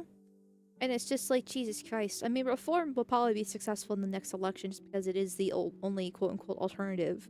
Because nobody actually likes Labor either. But it's Nobody just, likes the Tories either. well, I don't consider the Tories party anymore. They have nobody. They're like, I mean, you should take polls with a grain of salt, but there's nothing. There's no life there. Absolutely No. destroyed in last election, and that's with nobody voting. Uh, And it uh. is not beyond the realm of possibility that the same fate could be in store for Labour. Oh yeah, That but like the is problem is who would replace them? The Lib Dems? possibly Lib Dems, Greens, smattering of Scottish nationalists. Um, yeah, that's about it. Don't really have very much. Yeah, It would all like just sort of coalesce into a sort of uniparty in the form of reform. And I would not be surprised if they just completely fail to govern and it necessitates the creation of an actual Restore Britain party. And the true man with the real mandate from heaven, Rupert Lowe, steps up and finally overcomes any reluctance he has at well, I've taking the heard brass ring for rumors himself. that they are actually working on a alternative party. Because like Homeland shot themselves in the foot. Which sucked Yes. because they were actually looking promising, and then they decided, nope, I'm gonna jump off a cliff. Instead. So, but I've heard that from, I think it was from Steve Laws, who's a historian, that there's rumors that they're actually working towards something, and that kind of deal. Or maybe it was Ripper Lowe himself. I can't remember where it was from because I have been taking a step back from British politics for the past few months because one is usually the same old, same old. Okay, I know another girl got raped. Oh, Yeah. wow, fascinating. And two, I'm American. And I do focus on American politics first and foremost, and there have been things happening in Fair. America, there. Yeah. So, but I am looking forward for an actual alternative reform. Uh, Rupert Lowe has been doing God's work with the rape gang inquiry. You're not hearing a whole lot about it in so-called mainstream outlets and legacy media. Certainly not going to hear about it on any of the television networks, BBC, Sky, ITV, any of those. Uh, you might hear a bit about it on GB News, maybe a little bit on Talk TV. That's about it, really. I mean, I'm sure the Lotus Um, Eaters would talk about it, and I remember oh, this is years yes. ago, but so I'm not sure if it's still true to this day. I imagine it is because they've only gotten bigger. I remember a few years ago they were actually the biggest British, yeah, like Easy based to off see like why. watch hours, um, and so it was like, oh, well, good for them. I'm proud of Sargon. I know people have mixed opinions on him, but you can't deny that he created something almost impossible. Yes. So I know it's really good. It's really good programming that they put out. Um, talking about just not only things that are relevant in the moment, but also things that really matter. We always look forward to seeing him and Harry. And Firas always has really interesting perspectives whenever he comes on. I'm a little bit mixed on Stelios as of late, but he's a good lad. Um, but yeah, love seeing all of them, and of course Bodade. I think he's got the new breakfast program that he's doing now for Lotus Eaters, and is off to a good start, I think. Yeah, I lost. I go to bed at the, the wee hours of the morning, and every once in a while Yes. I hop on YouTube and I was like, wait, what do you mean the Lotus Eaters are live right now? Oh, it's 5 Yes. a.m. Oh, it's 8.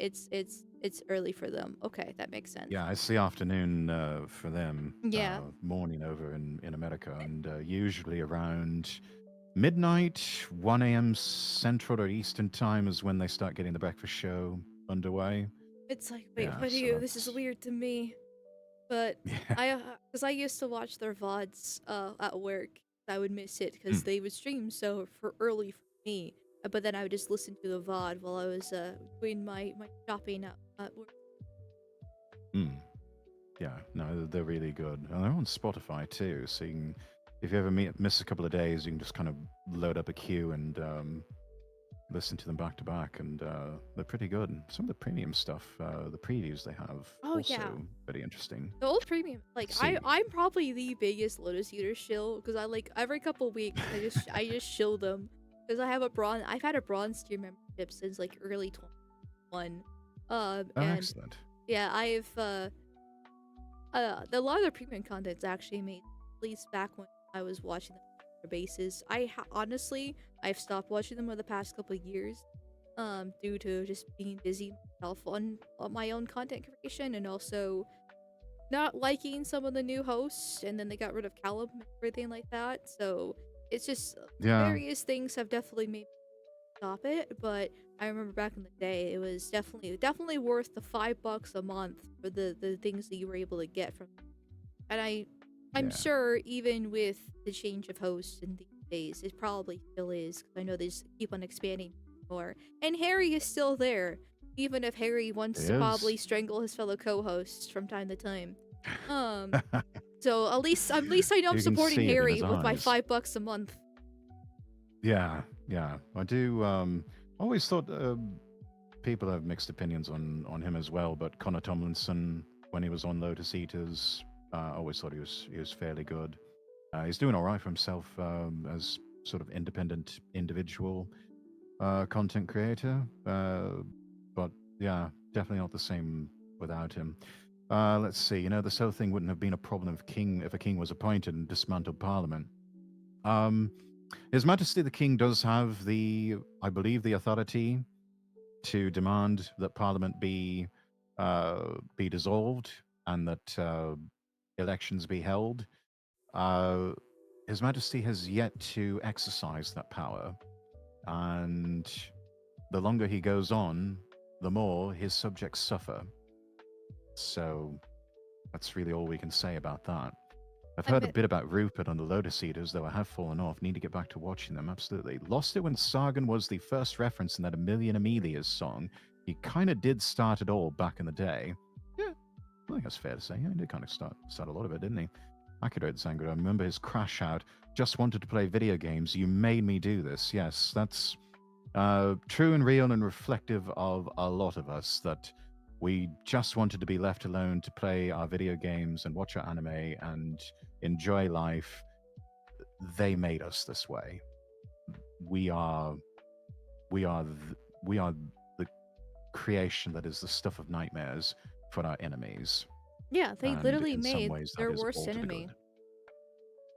So, and hey, that's on them. I mean, it kind of sucks because a few years ago I would have said that no, it's bad. Don't fall for what they think that what they think that you are. But I mean, they're gonna call you racist, Nazi, sexist, homophobic, whatever, no matter your stance on different things. So, eh, I don't care anymore. Might as well become their absolute worst nightmares and keep them up at night. hmm So you created the monster. Yeah. So I do like that even though you've been in America for a few years now, you still call the king his majesty. So it's like, One still needs to show proper deference and respect for the institution and for the monarchy, um,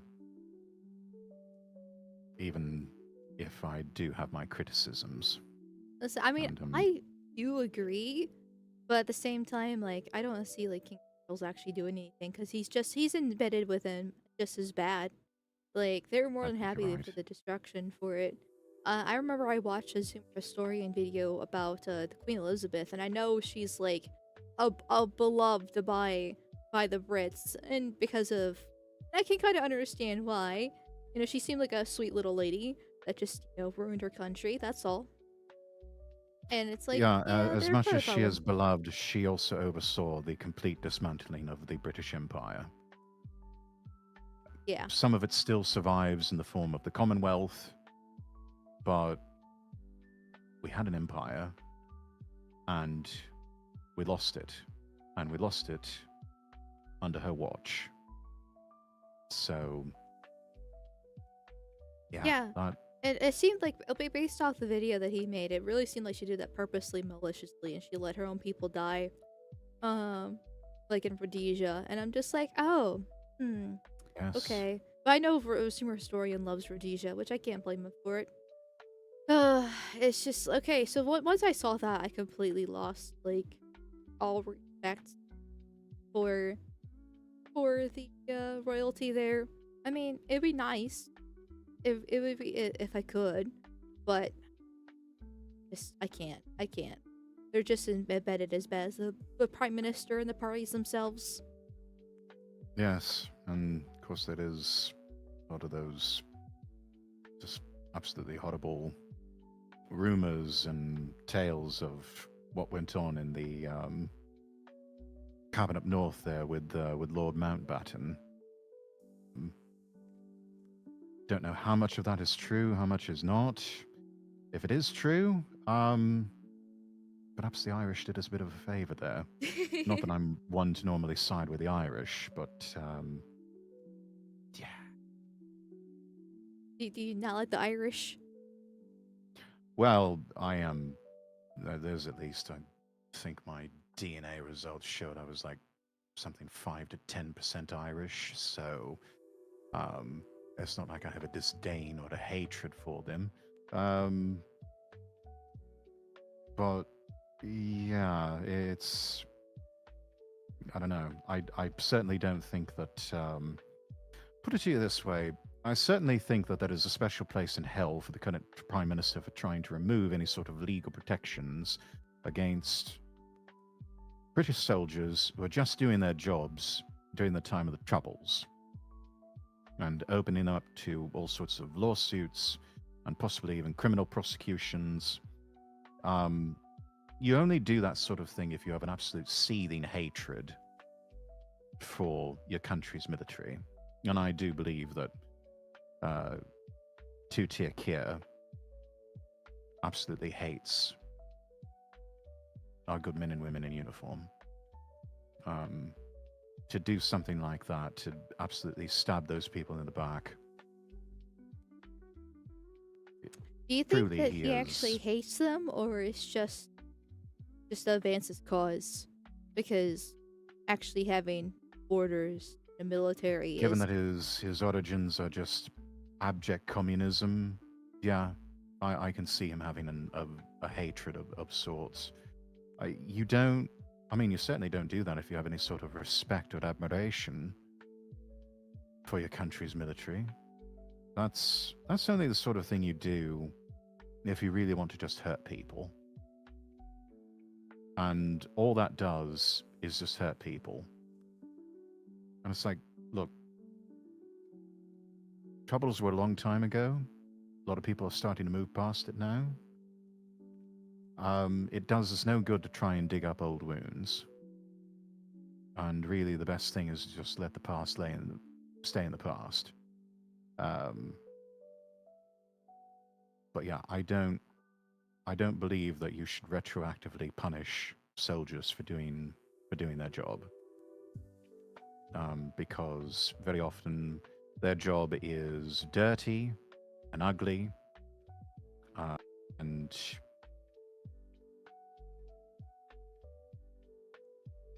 we can't go so far as to apply civilian standards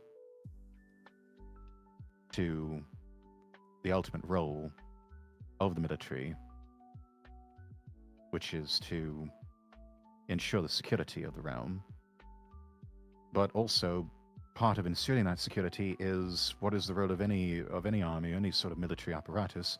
It's to kill people and break things. Let's not have any sort of illusions about that. Yeah. And so to later on subject them to civil lawsuits, possible criminal prosecution for just doing their jobs in that respect. Yeah, we're already having issues meeting recruitment goals in the Army, the Royal Navy, the RAF, all the different branches. This isn't going to help things any further. And if anything, it's going to ultimately lead to a defenseless Britain. Which maybe that's what two-tier Keir wants. I mean, Lord knows these are not the sort of things that you do out of a love of country. It's a hatred of country. A hatred of who he is, and a hatred of his own people, and a desire to hurt them and want to destroy them. I genuinely believe that's what's in his heart, but he and so many others like him have gaslit themselves into believing that, oh no, they're the good guys and that they're doing the right thing, because ultimately nobody really thinks that they are a villain in their own storyline. True. I don't actually know much about the situation that you're talking about, though, surprisingly, about him stabbing them in the back for what they did. I mean, I Yeah, completely agree with your it's assessment about the soldiers do have a dirty job. Like, war is war. I hate the modern morality of, like, oh, but the civilians, and, oh, you know, all these horrible things that have been done. Like, no, war is war. I mean, yes, I do some rules and regulations so we're not just mass murdering innocent civilians. I agree in that case. even if it But is an urban civil conflict like what we had to deal with yeah, the Troubles. and it's like, but at the same time, like, okay, only the West has this specific morality. The rest of the world doesn't have that. They're willing to sacrifice random strangers over nothing, just to advance their cause. Like the Middle East is the Well, best example, where they have, like, they strap women with bomb vests and they burn that trash bag over themselves, so you can't actually see if they had the bomb vest. And of course, and they use that to weaponize our morality, because we don't want to hurt women and children, um, in that case, and then it puts our soldiers in danger for that, and it pisses me off. Like, no, you shouldn't be putting our soldiers, our people at risk, all for our. I would like to keep our morality for sure, but war is different. So if you believe that the Irish, the English, the Scottish, the Welsh are all ultimately brothers under one race, just like most of the rest of Europe, what you will see with the Troubles is effectively a brother war, and that will incense you even further. yeah, and basically that's We'll put it that way. what I see it as. With anything with the West and fighting with each other, I know that's a more modern take. Because if you go back 80 years ago, they all hated each other's guts and considered themselves different. And yes, I still think that Germany is different than France and different than Britain. And the Brits obviously are composed of the English and the Scots and the Irish, and they all consider themselves different. And I do agree they should keep that. But there is a global attack upon the Western world. We are the true minority, and dividing ourselves up based off that, and still having all this infighting going on is not how you're going to be able to solve a literal global threat. Indeed. Rosso, welcome in. Hello there. Nice to jump into something more relaxing after dealing with some idiocy. Oh, well, we're dealing with idiocy, to be sure, just a different sort of idiocy. Yeah, it depends on how you see this as relaxing or not. Because, I mean, if you're American, this is just, It's idiocy paid for by your taxes. yeah, literally. Let's see. I'm looking at some of these other tweets that we have here. Cabinet Minister saying Keir Starmer's in a dark place over the decision to appoint Peter Mandelson. That is genuine concern. He could resign. This is from the Times in the UK. Politics UK responding saying this is categorically rejected by Starmer's allies who say he is upbeat. Well, of course they would say that. Comes as Angela Rayner reportedly warned Starmer not to appoint Mandelson as US ambassador because of his Epstein links. Starmer is so angry and upset that he did. And Russian garbage human responding, TikTok Starmer, TikTok. The thing is, do you actually think he'll resign though?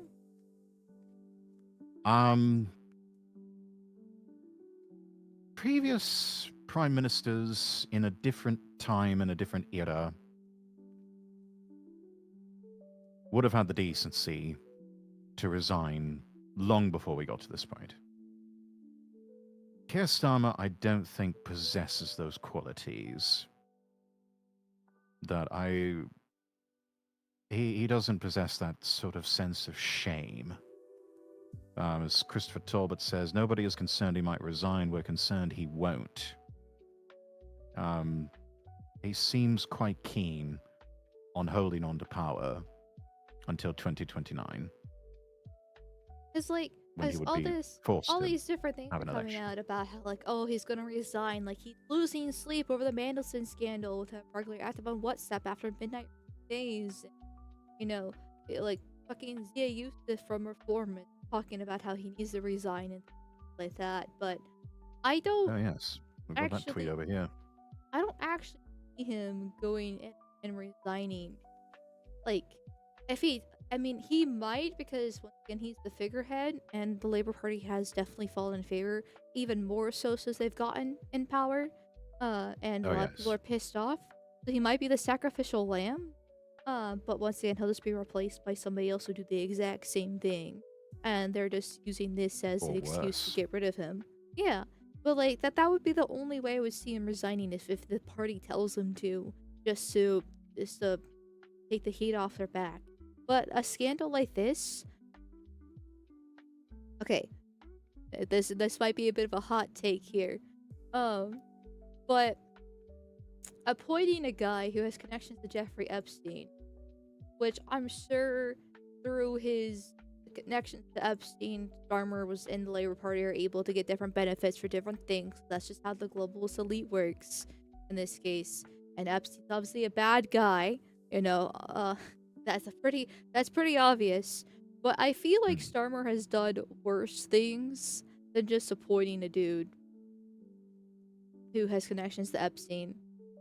Like, maybe I don't fully understand the situation, because I still need to, like, read this article that I have here to figure out what it is. But, like, this is, to me, like, slightly worse version of coming out and being like, yeah, we've embezzled funds from the government. Because I know, like, the Labour Party did have that accusation thrown at them months ago about how, like, yeah, we're stealing money from your taxpaying dollars and using it for our own private, you know, personal uses and stuff like that. And it's like, okay, well, every single politician and party does the same thing. Like, and every single politician and party has a connection to Epstein, because everyone has connections with Epstein. Like, he was the main networker for the global elite. So, like, I feel like there's worse things to crucify on Starmer for. But this just might just be what they're used to knock him out completely and replace them just because the heat's too hard. Heat's too hot. It's sort of a straw that breaks the camel's back, sort of thing. Yeah. Maybe not the biggest or worst thing that he's done, but finally, it's just, this is the thing where people say, "That's it. We've had it. No more." Let me see if I can play this video over on my side of stream. This is, yeah, this is 32 seconds here. But the pull quote: Keir Starmer is a disgrace to his office and should resign. On the day that Jeffrey Epstein was released from prison for having been in jail for paedophilia, he received an email from Peter Mandelson saying, and I quote, "Liberation Day." Keir Starmer chose to ignore the advice of security services and make this man Britain's ambassador to the United States. Yes, for sure, Peter Mandelson almost certainly deserves to be in jail, but the buck stops with the executive. Keir Starmer is a disgrace to his office and should resign. Yeah, but disgrace to the office, should resign. knew full well from his security advisors probably that this sort of thing was going on. Did it anyway. This is also the sixth prime minister in the past 10 years. Yeah, they've had a revolving door of prime ministers on the level not seen anywhere else except maybe Japan. Yeah, because It was both only parties are thwarted. extremely corrupt, which is to be expected from politics, Oh in yes. general. But they just can't keep their shit together and in line at all, and they just make the country worse and worse and worse. So, like, Yeah. was Zia used to saying this? Like, okay, yeah, I don't like Keir Starmer, I don't like Labor, and connections to Epstein bad, 100%. How is reform going to be much different? Because we have this Zia Yusuf dude who is a foreigner. I don't think he belongs in England myself personally. Don't trust him. He's not English, and ever since like Wolf Farage and him have taken over reform, it's just been one bad decision after the other. Even if they're rising in popularity, it's not because of their own what they're doing. It's because of how bad Labor's been. Yeah. And The so bar is literally that low. yeah, like it's absolutely in hell. And so when reform gets into power, which if they allow voting in 2029 and everything goes in reform's If way, what's the difference? What is reform actually going to be doing differently than what conservatives and labor have done with their scandals? Because they all do the exact same thing. They all have, like I said, connected to Epstein. They all embezzle funds. They're all just bringing mass amount of immigrants. They're not deporting anybody. Like, they're not actually solving the problems at hand. They're just pointing fingers and throwing people under the bus and replace it with a new person. They'll be in charge for a year or two, or a lettuce, depending on the what's going on. And until another controversy happens, people get sick and they throw them under the bus again. I will say this about Nigel. There's actually a tweet from someone. It was earlier in the week. I saved it in my bookmarks, but I don't keep my bookmarks organized. So obviously I'm having to scroll through a million different things to try and find it. I understand that. Let's see, where is it? I don't know. It was some sort of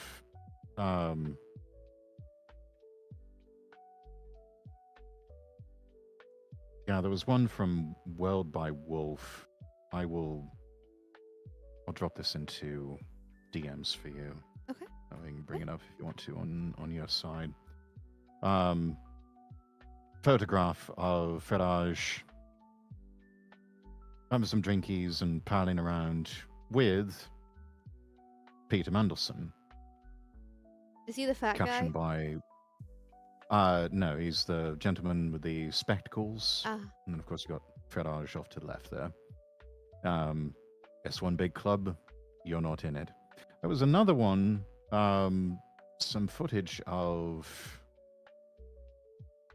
Trying to see if I can find it. I think it was once the session of Parliament had concluded.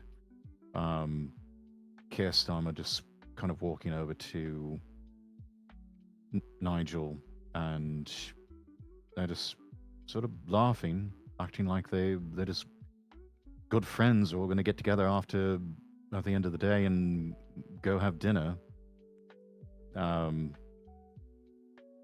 It's like I don't want the potential next prime minister of Britain acting that way around the opposition. I really don't. I would have more respect for Nigel if he were practically sneering at Starmer and just basically body language-wise communicating, get the fuck away from me. Unfortunately, that's not just how these political parties work in the U.S. They act like bulldogs and have a big bark online and any of their clips that they spread around about how they're so evil and terrible with each other. But as soon as behind the closed doors, they're all best buddies and friends. And that's how it always is. Sort of like Reagan and Tip O'Neill way back in the day. It's like, on one hand, I kind of understand it because, like, you do want to be kind of cordial with your opponent. You don't actually be going at the throat when you are networking at events, different things like that. Like, you don't need to be completely rude. But it would be nice, better than being all buddy-buddy and just, pretending to hate each other and pretending to be the opposite side. And then as soon as they get in the power, they do the exact same thing, or at least the speed limit, depending on what the party actually is. There's no differences at all. Unfortunately.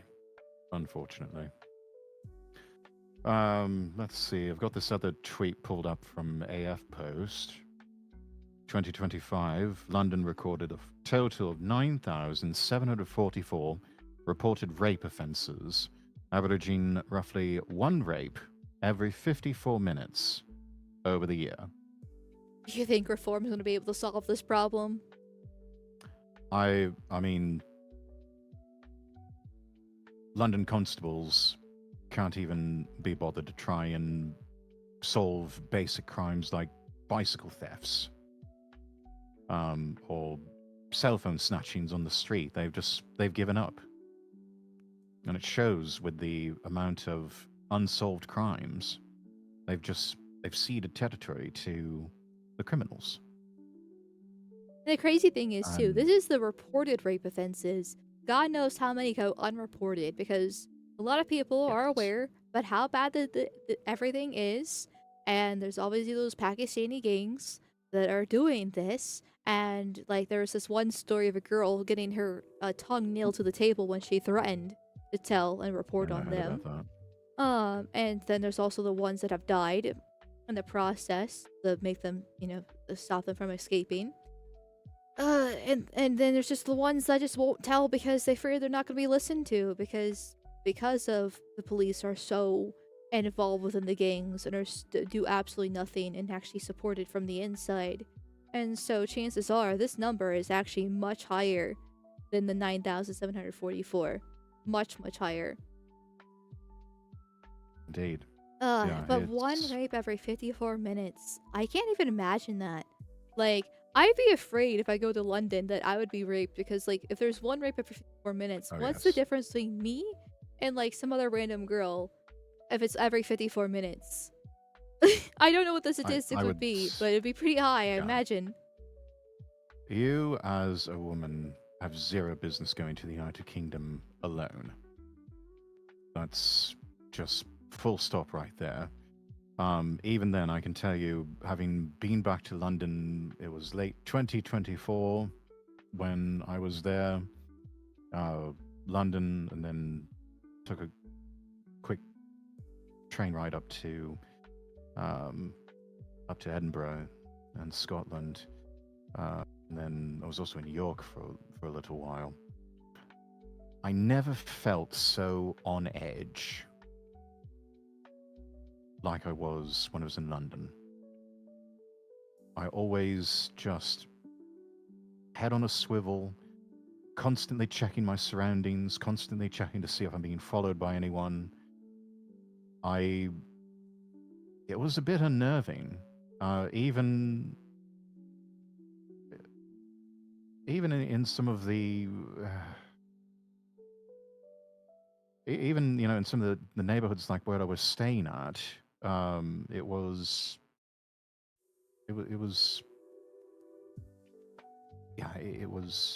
and this was somewhat of a posh neighborhood, but I always still felt on edge the minute I stepped outside. How many diverse subjects were in the area that you were staying in and around? Too many. Too many. In my view, not enough native-born white Britons. Even where I was staying at. Trying to remember when I was. When I was a kid. I probably shouldn't say for OPSEC. Yeah, it'd probably be the best not to do that. Yeah. But when I was a kid, like 12, 13, 14 years old, and I was, really getting into the internet and enjoying my British content creators and being an Anglophile, loving Doctor Who, all that fun stuff. I really, really wanted to go to London and to England in general, really. Just I would not and go there actually, now. hell, even the I UK. really I would just not. wanted to go and explore and see the amazing place and everything about it. 'Cause I love British culture so much. Um, and York is not bad if you want to get a taste of old England. And of course, places like Edinburgh. When I finally got to Edinburgh, I started to feel a bit safer. I started to feel more like, okay, not as many foreigners around here. I feel like I can kind of let my hair down a little bit more. Don't have to feel like I'm so on edge all the time. Um, yeah, still have to be careful, of course. Still a big city, but not as bad as London. yeah, I can't imagine going to London. Like, if I ever do go to the UK for whatever reason, I'll just refuse to go to London. Like, Unfortunately, Heathrow is the main entry point for a lot of people traveling from the fuck. United States. I'll just go by boat So instead. the good news is it's fairly easy to, well, somewhat easy anyway, to get access from Heathrow. You can actually hop on the Elizabeth line, and then, yeah, you can be someplace like King's Cross or Paddington Station, and then board like an LNER, board the Azuma line or something like that, and you can be in Edinburgh in, I don't know, 3-4 hours maybe. I can't remember how long the train takes to get over there. Certainly not as fast as taking the Shinkansen in Japan, but it's not bad. Especially if you want to ride on the same general route that the Flying Scotsman once rode. Nice. I mean, maybe, because I do know there are alcoves in England and Scotland and Ireland Yes. that are nicer. So it's not the entirety of the UK to completely avoid. But when London is the Or main just, hub and you have to go there to get there in the first yeah. place, and everyone Stay asks, away okay, from London, stay away from Birmingham too, oh because yeah, it's pretty bad over there. and it's just like It, I feel like London is supposed to be like the main epicenter, the main experience of going to England. It has the Big Ben, and the Royal Castle and all these other like mhm. really cool things. And it's just an Oh yeah. absolute shithole. Like I will need a man by my side 24/7 going there, and even then I still wouldn't fully feel safe because I've heard the stories of girls being kidnapped even with their boyfriends. And just because they know that if they fight back, they're the ones actually gonna be arrested, not the rapists. Um, and all this The stuff, and accepting it's just like, applications. I mean, what? Anyway, Zangra Marsh writing in chat, return to Victorian era escorting of women by their male friends and relatives. There's a thought.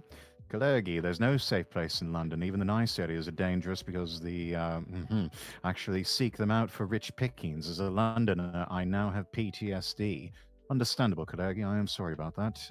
Godspeed and God be with you, mate. It's like dropping into a hostile PvP server at this point. True and real. London hasn't been the main experience since Sadiq Khan got elected as mayor. Yeah, Sadiq has been the absolute worst thing that could ever happen to London. I also think it is an absolute insult and slap in the face to everyone who has received any sort of honor that he actually got a fucking knighthood. And it'll be a cold day in hell before I ever refer to him as, with Sir for his first name. Same with Keir Starmer. Fuck him.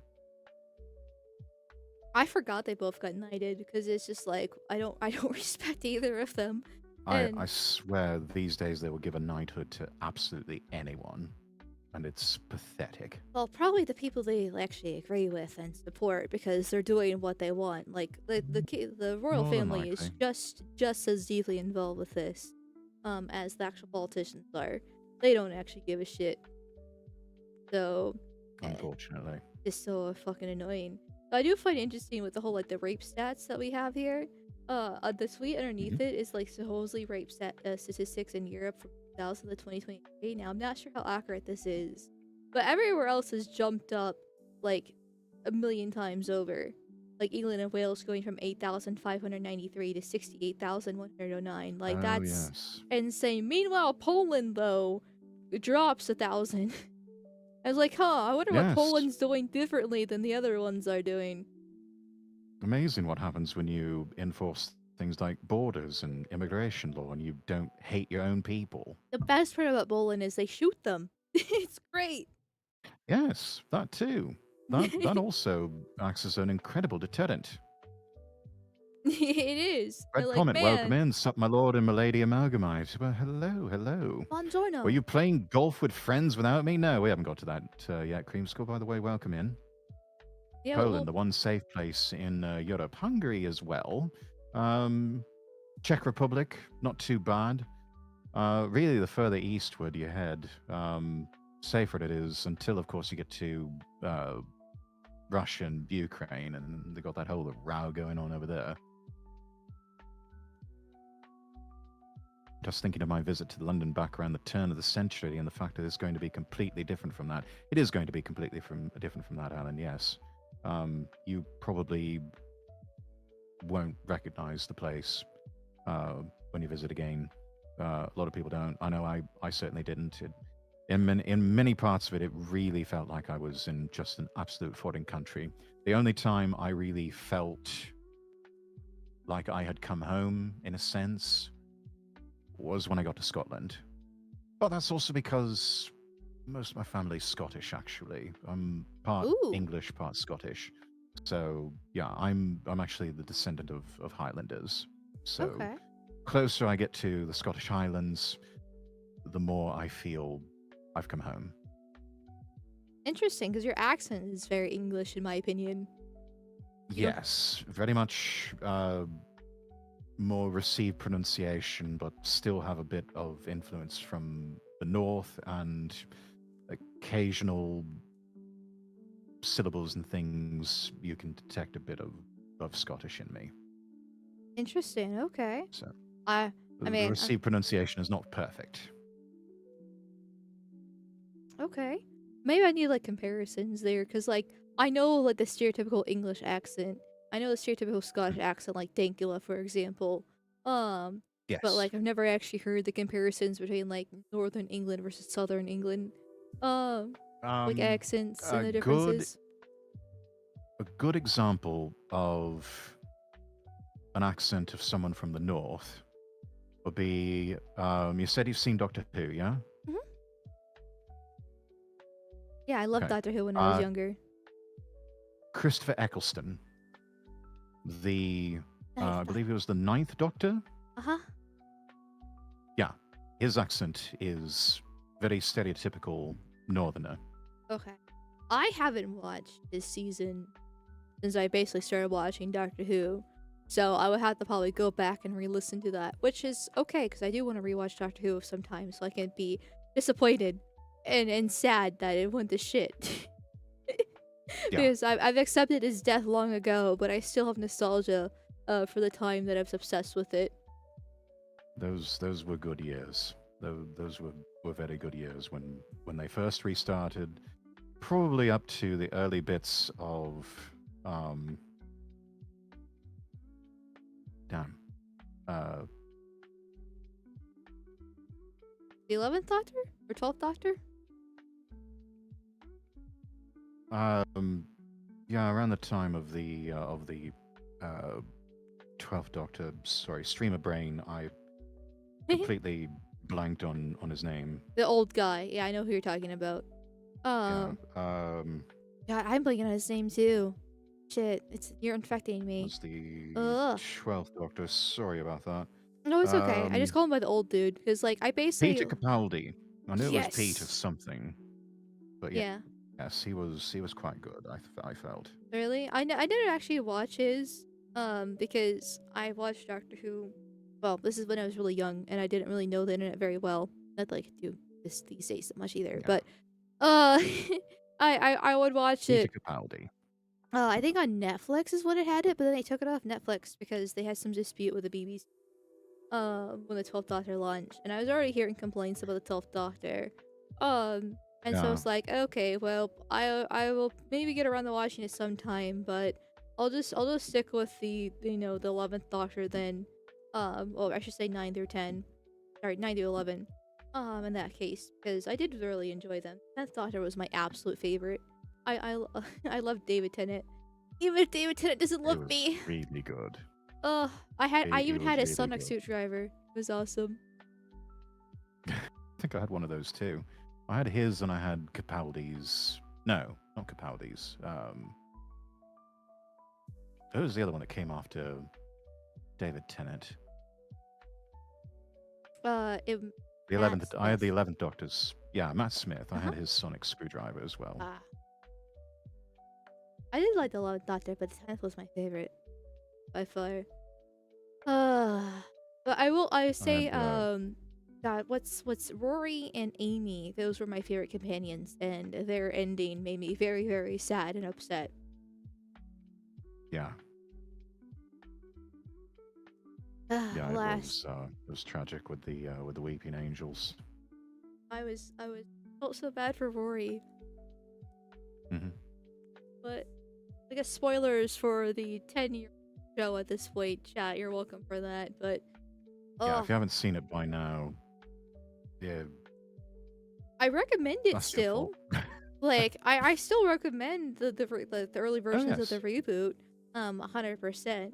But just know that after the 11th Doctor, just probably not bother watching it. Even with Peter, I've Certain heard. sections of classic Doctor Who, they're all right.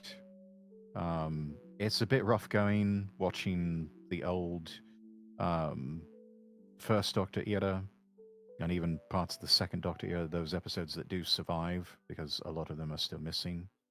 Um, but it it really does start once they enter the color era with John Pertwee, it starts to get fairly interesting, and then I think once they get into the era of the fourth Doctor, they really start to get into their element. I say I've heard good things about the fourth Doctor, so it's like, okay, one of these days I should probably actually watch Classic Who. I Tom just Baker's haven't incredible bothered. actor. Yeah, there's a lot because at one point it was a weekly show that they just kept going with and never stopped, never really took a break, except for maybe holidays around the end of the year, that sort of thing. Um, they they worked poor William Hartnell. They practically worked him to exhaustion um, when he was the first Doctor, um, to the point where he had to retire. He had to quit the program, otherwise his health was really going to fail him, and probably the job would have killed him. Jeez, didn't know that. Yeah, it was rough, and he wasn't in the best of health even when he first started with Doctor Who. I mean, this was a man who also did not take very good care of himself. Um, Pretty prolific smoker and drinker. Um, Sometimes struggled to remember his lines on a show that was recorded live, so any mistakes made were kept in the final cut Oh, of the episode that was broadcast out, because they had no real way to edit those things out, also did not have the time or the budget. Was how it worked. You get a good sense of all of that if you go back and watch the film A Journey Through Space and Time, which was sort of going behind the scenes on the creation of and the making of Doctor Who. okay. At, the, at least after they stopped writing Rory as a doormat. Yeah, poor chap always got the doormat treatment, especially in the beginning. So, yeah, it sucked. Uh, there. But he became the hero that we needed and, of course, deserved in the end. I'm sure. I'm probably now. I'm kind of scared because I remember before, man. I'm like, did they have him being a girl boss, like Amy being a girl boss, and all that fun stuff? Like, were there elements there beforehand? He More than tried, likely. I think. More than I mean, likely. they had girl boss vibes with one of the companions when Tennant was the Doctor. What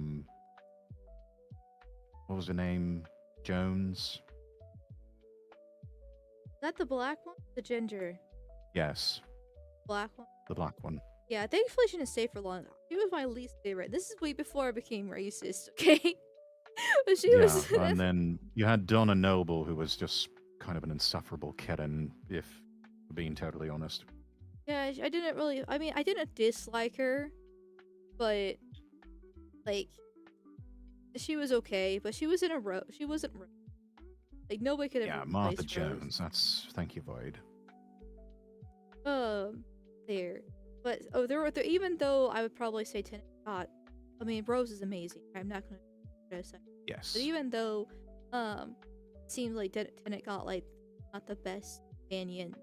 In my opinion, he's still the best Doctor based off how he was portrayed, his personality, and all the storyline and all that fun stuff that goes with it. Yeah. There, Doctor fan. I remember the Tumblr because I was a Tumblr girl. It was always a war between the people who love the 10th Doctor versus those who love the 11th Doctor. It was like it seemed like pretty even sides. Which one? Who liked what? Which one? Action asking, wait, they did it live? Well, they didn't necessarily broadcast it live, but the way their facilities were set up to tape episodes of Doctor Who, they really could only do like maybe 1, 2, maybe 3 retakes on a scene. But for the most part, they had to treat it like it was live and it was recorded live and then eventually broadcast out like that. Sort of like how late night chat shows, sort of like the Tonight Show, will record live, and unless something snowballs completely out of control, they just keep going. You know, leave the mistakes in the final tape whenever it first airs on the network. I think it was a similar approach with those early years of Doctor Who, especially with the in the black and white era.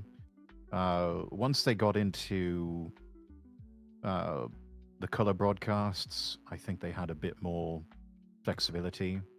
I know that first couple of episodes of John Pertwee's tenure as the Doctor, they didn't use videotape. They did that completely on film. And you notice because it's just a completely different look from the rest of the series. You know, they always had this approach where they would always do interior shots on videotape. Everything exterior would always be on film. This is always a thing, especially with BBC shows. Not so much with ITV, but it was always a thing with them. That's just what they did. But those first like 3 episodes of Pertwee's tenure as Doctor Who were entirely on film, and it's almost jarring to see the difference between them. Interesting. Okay. Yeah. Let's see. Shall we move on to? Let's see. What else do we? Maybe Emiru. Yes. Okay. Let's go ahead and do that. Before we, can I catch up the super chats real quick? Yeah, absolutely. Awesome. Okay. So let me see. Okay, there we go. Thank you, Ryan, for the $2 dose. Thank you. I cosplay Naked Snake / Big Boss. I don't know what Naked Snake is, but I know this is during when we're talking about Metal Gear Solid and stuff like that, but I'm... Okay. Naked. I think Naked, I'm like, is it just him actually naked? But I probably shouldn't be asking questions then. I thank you, Von Felsen brought for play the game. Oh, okay, fair enough. For the $5 dues, funniest thing with Starmer at the moment is he's being hunted down by a group of Ukrainian rent boy twinks. Oh, I've kind of heard that he keeps on being like firebombed by a bunch of gay men, and I don't know anything about that. And I'm kind of like too scared to like look into it because I'm like, what tinfoil will I be wearing at that point? I find all of that incredibly entertaining. I would almost pay money for that. Almost. But apparently it's true, but I haven't looked into it myself to actually figure out if it really is or not, but still. Thank you, Zalaxon, for the $2 dues. Late by here. Don't worry, you're not late. You're always on time. There are more important And you can always things to catch the do. VOD. Yes, there are more important things in life than a random anime woman. And then thank you, Eldritch Saga, for the $5 reduce. I think White should look into HEMA and feudal society, specifically how to ride horses, hunt, and practice archery. Some traditions are worth keeping. 100% actually. As a thought. Like, that sounds amazing to me. Even though I don't know how to ride a horse or hunt. I used to be really good at archery when I was a kid. But I'm really good at things that require accuracy, surprisingly enough. And thank you, Eldritch Saga, for the another $2 reduce. FYI, armor lowers chances of being stabbed. Yeah, but can I actually bring armor into the UK? Like, I don't know the international laws of what I can bring over the border or not. So, Probably not. and then thank you, Michael Dorman, for the $5 reduce. Thank you, thank you, thank you. Hey, now to see a reggae band that covers metal music. Hope everyone's staying warm and cozy. Sending love from Vancouver Island. Arch is gay. Yes, Arch is gay, and I hope you have fun with the band. I'm surprised a reggae band is covering metal music, but you know what? That Hey, sounds interesting. I hope you have fun tonight. And thank you for stopping by for when you did. Thank you, thank you, thank you. Oh my god, sorry. Chat saying 4 Ukrainian rent boys have been arrested now. I need to look into that. That sounds hilarious. Because I've heard rumors before tonight that he's been getting chased after gay men. But I wasn't sure. That just sounds so hilarious. Let's see. Catch up a bit on my chat here. Slightly Blue, best Doctor Who companion was K9. Yes, we love K9. K9 was cool. Kalergi, Rex, have you seen Four Lions by Chris Modis, guy who wrote Brass Eye? I have not. Tried to get Amal to watch it for one of her movie nights, to no avail. If you've seen it, at least tell her to watch it by herself with no distractions. Well, you heard it from Kalergi there. Well, you need to watch that by yourself, no distractions. Okay, I won't, but thank you. Well, Red it's gonna Comet, be. gotta go too. You'll take care. Take care, Red Comet. Good night. I mean, it will be movie night here on Sunday or tomorrow. Today's Saturday. Shit. So I can put a Weekend's just James. flying by. Yeah, it really is. Fucking hell. I can put one of the James Bond movies on for the poll because we usually do a poll for different movies, and then whichever one wins is what we watch. And listen, if it wins, it wins. If it doesn't win, well, blame your other Discord chatters. If you haven't seen any of the Bond films, I would recommend starting from the beginning with Dr. No. Okay. I just know my list of has James Bond films, so I should probably ask which one they watch. Or yeah, there's the one a that you lot. recommend. Yeah, Dr. No was the very first one they did. That was 1962. Sean Connery, Ursula Andress. Watch Octopussy just because of a funny name? Is that actually a James Bond film, or is that like... That was 1983. Roger Moore and Maud Adams. Oh, okay. Oh, I missed the Kick Super. It's based off of a short story by Ian Fleming called Octopussy, which, fun fact, you said you love the film Chitty Chitty Bang Bang. Yeah. That was also based off of a book by Ian Fleming, who wrote James Bond. Yeah. Interesting. Okay, then. Then one of mine, too. There's so many things I need to do and watch and see, and then I just play Genshin Impact instead. But one day I will, I swear. Thank you, Clarity, for the 500 warp tokens. Thank you. And sorry I missed it. My apologies. Thank you for yelling at me. Mandy Clinton plus Epstein. Just a couple of guys hanging out in their underpants with some children. And you thought the special UK-US relationship was dead. Interesting. Okay. Still alive and well. Yeah. As we can clearly Someone has to be see. over here to keep an eye on the colonies. Just happens to be Epstein. It's fine.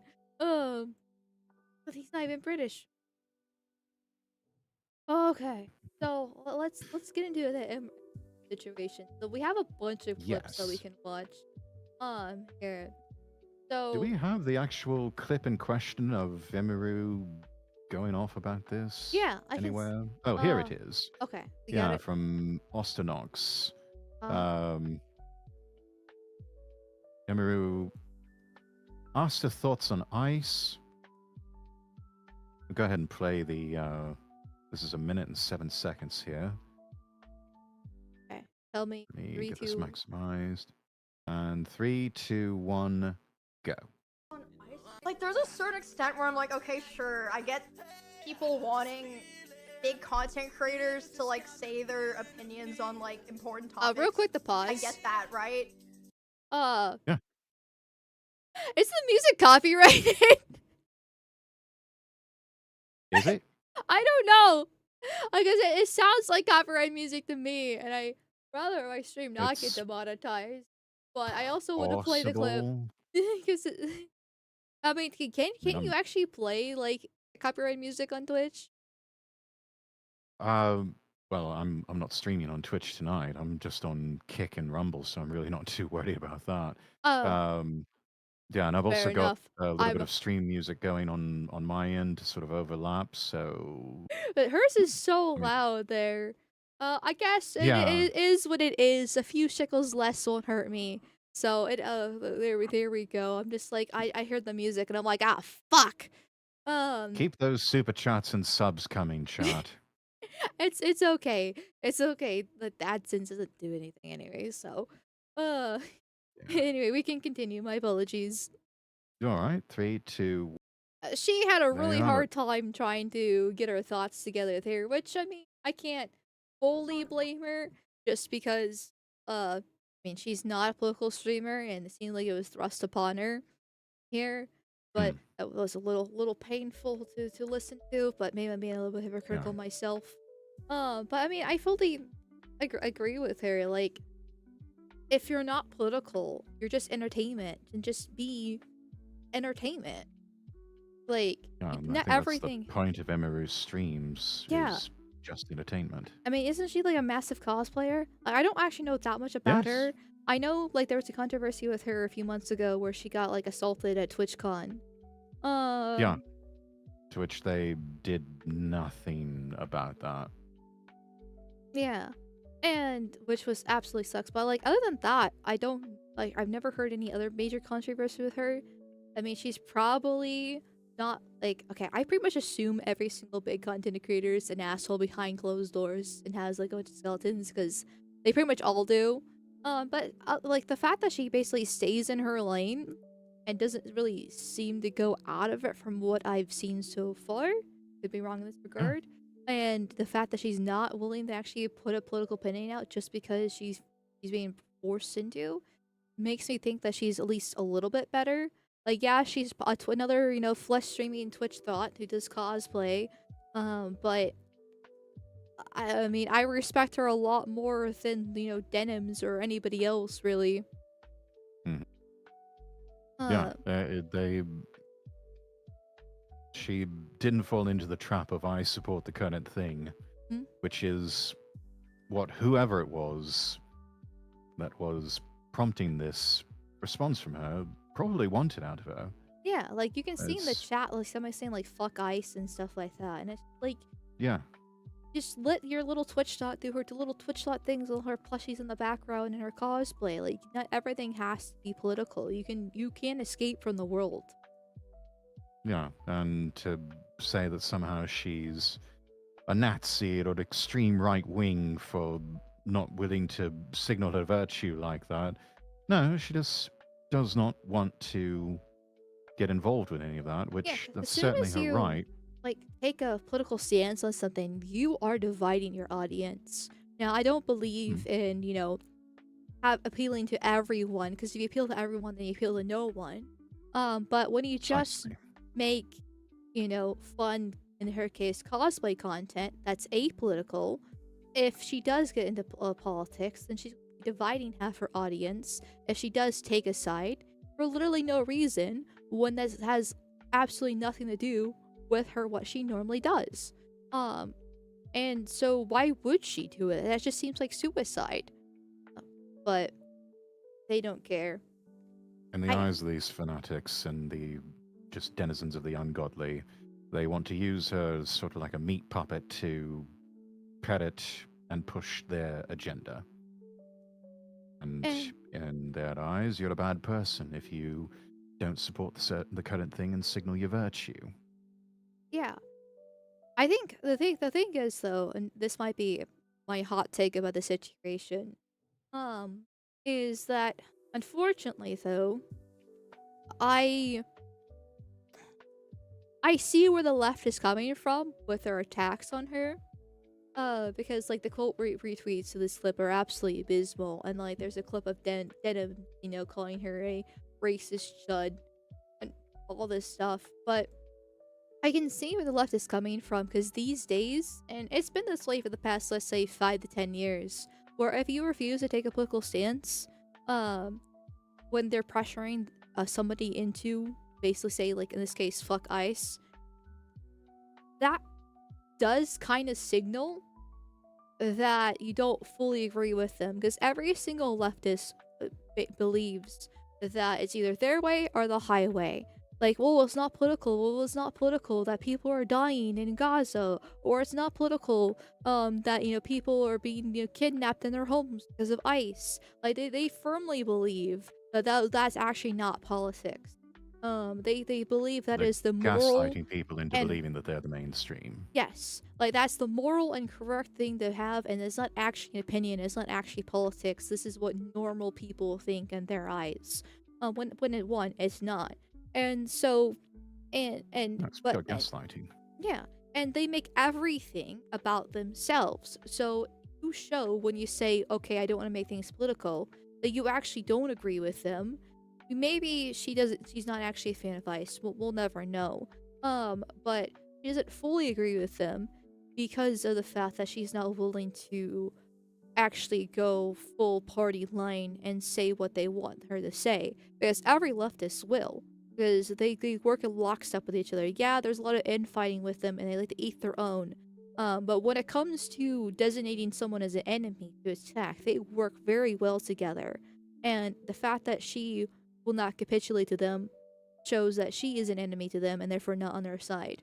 So her saying that she wants to be apolitical actually is unfortunately political to them. You might not be interested in politics, but politics is interested in you. Yeah. And at some point, you will get dragged into it, and probably going to have to take a stand, even though you don't want to.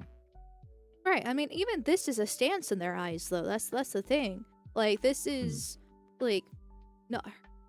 Okay, like I don't want her to have my beliefs. She doesn't actually genuinely believe them. So I would never pressure her to say, oh, I support ICE.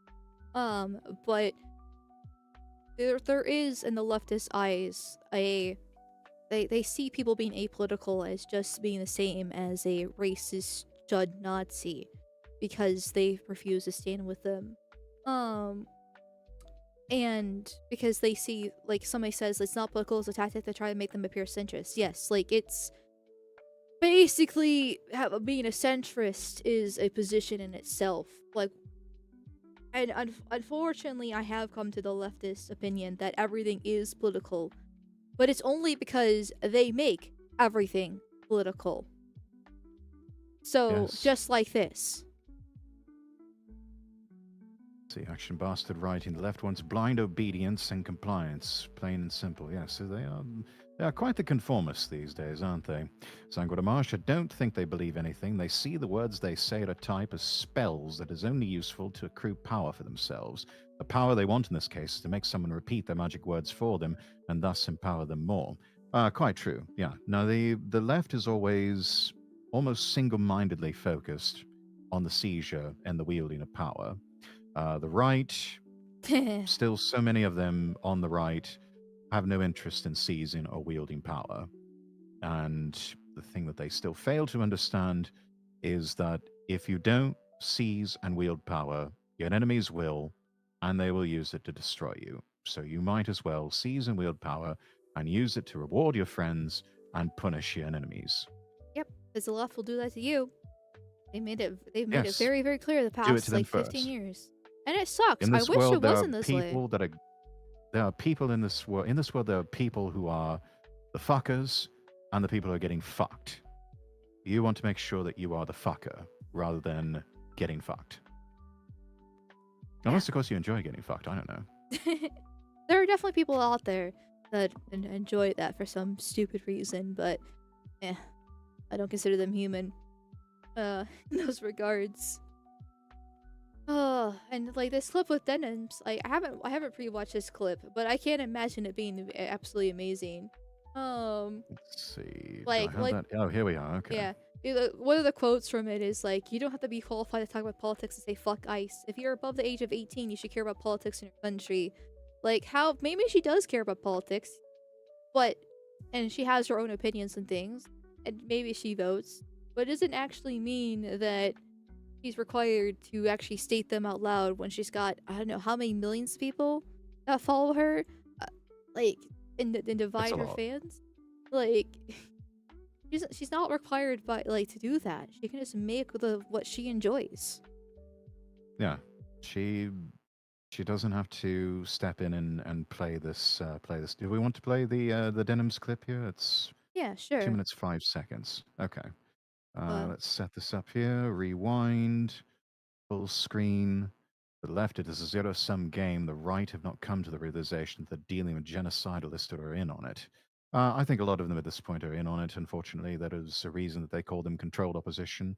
And the minute that the right purges that controlled opposition, adopts a zero tolerance approach to infighting, and actually gets fucking organized, is the day that you will start to see them making real, genuine gains and gaining ground. I don't think that's Right, gonna here we go. happen. Not anytime soon, because the right is so No, worried about unfortunately. morality. And yes, morality is great for my friends, but not for my enemies, because they just use the morality as the sword and shield to beat me with. Yes. And so you Principles of can't. morality are for your friends, not for your enemies. For your Yes. enemies, you show zero mercy, and they are absolutely fair game. But the right doesn't understand that. They want to moral police everything, and it's insufferable. They want the fictitious moral high ground. Yeah. A moral high ground that does not exist, and ultimately, that's why they keep losing. But for them, I guess they just see that as that's the whole point, that they are just graceful losers. I, for one, am sick of graceful losers. I think that the graceful losers can all go to hell. And yeah, we don't need them in the movement. We need them purged. Oh. I want winners. I want people who win. And I am to the point where I want them to win just about by any means necessary, even if it means going in towards counter-revolutionary force, because the hour is getting that desperate that might be what's needed. Violence is Anyways, bad, though. Yes, for legal reasons, we don't advocate for violence. Yeah. Anyways, we got the clip here. Ready to play? Okay. Yep. 3, 2. 3, 2, 1. When did people on the right get so soy? You're smearing and defaming by calling someone a chud. Objection much? No, it tells me everything I need to know about the character of someone who talks about things this way. I don't know why this. I mean, it's intentional ignorance, but that's okay. It tells me everything I need to know about this person. If you are fine with commenting on things you don't know about when it benefits you, when you know your audience will like you talking about it, that's one thing. But then for you to use an opportunity or ignore an opportunity where you could talk about something, maybe your audience doesn't like it, maybe you could Stop educate for a them on minute. it a little I bit. think they refer to that, what she's talking about there, as grifting in the Yeah. most classical definition. But okay, so like we've kind of cut her off. It seems like she's calling her a hypocrite and a grifter for saying no when she's afraid that her audience is not going to like it, which I guess is a fair point. But well, I don't know, like I said, much about Emiru, like I I, said. I don't So, even I don't even cede that ground to them. I uh, don't like ceding ground to my enemies, so I'm not even going to give her that point. It's like, no, she doesn't want to talk about it, so she doesn't have to talk about it. Fuck off. well, yeah. But I believe Denim is basically calling Emiru a grifter because she will say things she doesn't know about or talk about topics she doesn't know about if she thinks her audience is gonna like it, but won't if she doesn't her audience is not gonna like it. Which, I mean, yeah, you shouldn't do that in general. And so I guess that's a point we can agree with. But my problem with it is, when has Emiru actually done that? I don't know much about her history, so Mm, I don't know what never, as far she's. as I know. Yeah, like, as far as I'm aware about her, she has been apolitical this whole entire time. So, when has she said things that she thinks her audience is going to like just to grift off them in this case? Like, I just. That doesn't make sense, and what I don't understand this argument unless I'm missing something here. I I don't know. Who knows what goes on in this tiny little brain of this mad woman here? But I guess we keep going with the clip here. Sure. 3, 2, 1. But you choose not to, you're just siding with whatever your chud or chudette audience wants to hear. She's right when she says most streamers are not qualified to talk about politics. Okay, here's the thing, dude. You actually don't have to be qualified to talk about politics to say fuck ICE. It's not that hard of a concept. You know Oh, who doesn't do political interesting. content? Okay, so Cutie we're Cinderella. dropping any Cutie sort of Cinderella literally never credentialist does sort of political. argument. Did you pause? Yes, I did. Okay. Um. Yeah, so I think that's terribly interesting how she moved the goalpost there. Quite often, they're so quick to raise that, you're not an expert, you don't know what you're talking about, to now all of a sudden, when it's convenient for them, they say, oh, you don't actually have to know what you're talking about. You can just say fuck ICE and, treat it like just dropping a bomb in a room or something like that, and then uh, scurrying away quickly and trying to avoid any sort of accountability or any sort of clapback. You don't need to be an expert now when it's convenient for us. Yeah, it How goes very back to. interesting that she goes there. Well, yeah, because she firmly believes that her opinion and the left opinions are the correct ones to have, and so therefore saying fuck ICE isn't actually political. Because Hmm. that is the natural morality, that's the natural position that people should have by default. And by not saying that, that is taking a political stance, which in a way is technically true in the modern age, unfortunately. So therefore, she is the enemy. And therefore they should, and the left doesn't have standards at all. Like this has been a well known fact for so long. They're willing to have it whenever they feel like it's beneficial for themselves, and they use it against the right. That's exactly what Denims Yeah. is doing here. So she has to say fuck ICE because, well, that's the correct thing to do. Honestly, we'd do well on the right to take this more ruthless approach ourselves. Agreed. But we won't. It sucks. No, some people won't. I Well, will. I I have a mean, feeling you yeah. will as well. Oh yeah. I've given up principles and morality. Um, Yeah, Not that because long ago what in the good are grand scheme of principles and things, morality if you unfortunately. don't win? Yeah, and it sucks because I don't like doing it. I would like to live in a nice utopian, perfect world where we can all sing, hold hands and sing kumbaya and having these morals and principles that we can use for each other, even friend and enemy alike. But unfortunately, that's not the case. Not when the left is willing to shoot people for their own beliefs. Hmm. Yes, and they'll keep doing it too until we get organized and really start to defend ourselves.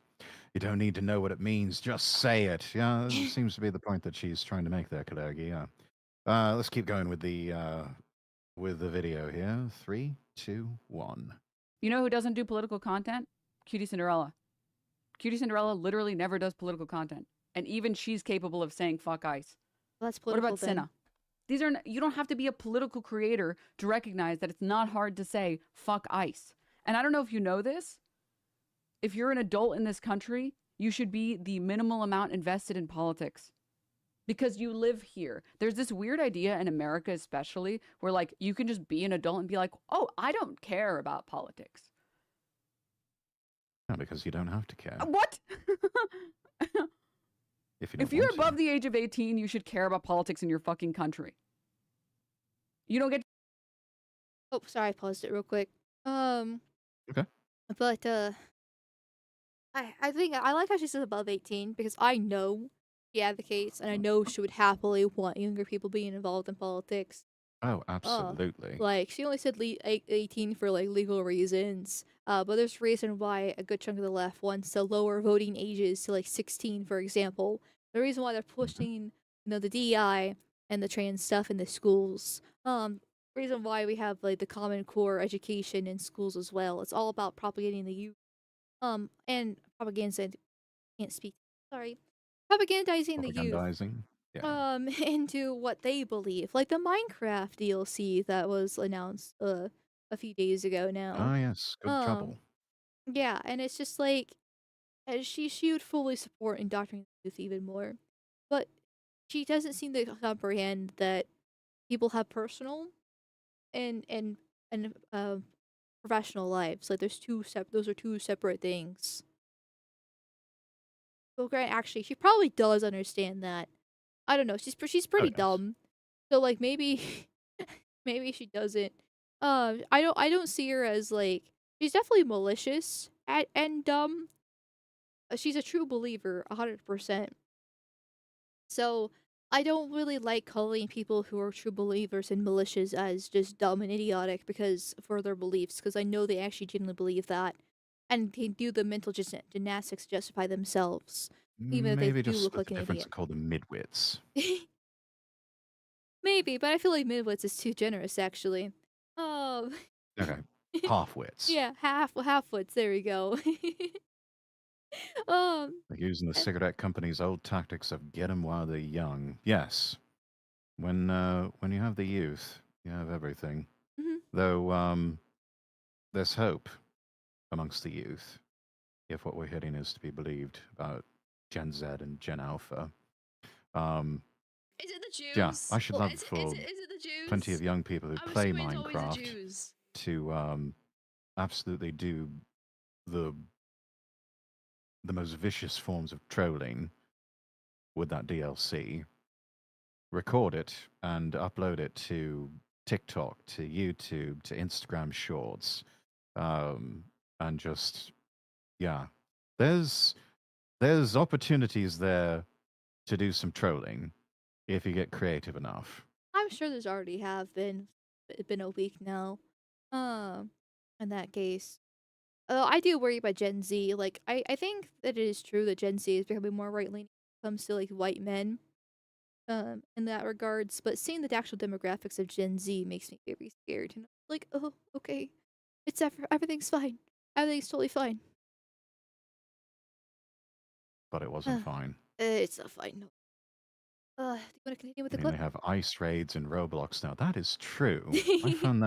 I found that very amusing to see that on my feed of ice raids going on in Roblox. Plenty of opportunities for trolling. Indeed, indeed. I should love to see more of those. Let's see. I think we've got like 15 seconds. Do we want to keep going with this clip, or do we just want to move on? We can just continue doing it because there's not that much left. All right. 3, 2, 1, go. To be like, well, I don't agree with this whole taxes thing, so I'm just not gonna pay for it. You can't say like, well, I'm just not gonna care about all this politics stuff. This is by far like I think, You have to dumbest care. You will be made to care. American quality. Saying I'm not into politics. Still can't understand the difference between professional and private, but I probably does. She just doesn't want to admit it. Doesn't advance her cause. And the taxes argument is stupid too, because one, tax is kind of a universal thing that everybody hates, even if the left does vote for policies that increase taxes. But even then, okay, fine. Like, not everything has to be political. Especially when it's such a hot button topic like this. But That's true. care. Let's see. She got some full-chested, full-throated defense from a friend Asmongold here. Yeah, there's two different Uh, clips that I sent over. And we don't have to watch both, but I did pre-watch them, and they do sound different. Um, hmm, Either way, he defends her. So yeah. do you want to do the shorter clip or the longer clip? I'll leave that up to you. I think the one from Yeet looks like it's talking more about ending the steak and eggs podcast than anything. Um, Mhm. I think this one from Bloom, a bit more relevant to what we're talking about here. Let's play that one. I've got it queued up here whenever you're ready. Okay. You All one. right. It's like, I mean, yeah, if somebody doesn't feel comfortable pause. talking about Sure. I think that's a good point that he's bringing up here because she does have so many people that do follow her. And so if she does make an opinion on some sort of current event and it's bad, granted, of course, because definition of bad could differ depending on if you're on the left or the right. But if she Yeah. makes a bad opinion and that clip goes viral, kind of like this one did with her apolitical stance, that just puts her in such a bad position and makes her look like a fool. Like, because the thing about this apolitical stance is that most normal people agree with it, even though she's getting a lot of pushback from the left, and they're claiming she's a Nazi and a racist stud and all this other fun stuff. Most general people actually do agree with it, so she's not making a fool of herself. But if she Yeah. actually did make a stance, well, she's putting everything on risk. Yeah. And I will say, maybe as a point of nuance, those of you out there that have been thinking of becoming a content creator yourself, or maybe you're already a content creator, but you are considering pivoting to something that's a bit more news, politically oriented, more opinion oriented, um, you still can't let that fear of sounding foolish stop you from putting yourself out there, putting your voice out there. Um, you're going to sound like an idiot in the beginning. We all are. That's completely unavoidable. The same has applied to myself. I'm sure the same has applied to Amalgamyte. Oh, I do that In every many single day. ways, right? We've all said some stupid things. We've been misinformed or ill-informed about something. Um, that's not necessarily that's just being human. Mhm. That's making mistakes, and it's also learning from your mistakes. And that's the key: is to learn from your mistakes and use that to make yourself better. You are going to get shat on in the beginning for having what is viewed like as ice cold takes or as lukewarm at best. Um, keep doing it. Keep putting yourself out there. Keep making your voice heard, especially in the right wing sphere. We need more voices out there now more than ever before. We need people who are unafraid to speak up, to speak out, and to keep speaking. Because when those voices get silenced, then we really are in a whole lot of trouble. Um, and Lord knows there's going to be plenty of us that, despite our best efforts, we are going to be silenced by forces and people more powerful than we are. And so we are going to need more voices out there to fill the gaps that are left behind. So if you've been thinking about doing something like that, my encouragement to everyone is do it. And you've really just got to learn to stop giving a damn about sounding stupid, because that's exactly what you're going to sound like in the beginning. But you're going to get better with practice and time. Yeah, I would agree. Or, in my case, still sounds stupid regardless of the case. Uh, so, but I mean, just throwing it out there, and if people like it, then great. If they don't like it, well, that's the nature of the internet. It's not that big of a deal. But when your content is specifically apolitical and fun, then yeah, don't say anything political. Because as soon as you do, you're splitting your audience, and you're causing drama for yourself for no reason other than to cause drama. And True. that, to me, that's disgusting. But I really hate drama. Like, to me, it's just exhausting talking about what stupid random people do with their lives. It only starts interesting me when it gets actual political, like this, in this case. But even then, it's just like, of course, the left is going after her because she's not actually curtailing to their needs and wants. Yeah. And good for her. She needs to stand her ground. Mhm. And she's gonna have to keep standing her ground for some time. Yeah, and this will blow over in And a couple days anyway. Once some other yeah, drama comes up too. It's just the nature of the internet and the of news course. cycle. So just needs to sit it Of out. course. But the best way to deal with controversy is just to shut up and sit it out. Yeah, Like, it's the Gabe Newell strategy of you win by doing nothing. mhm.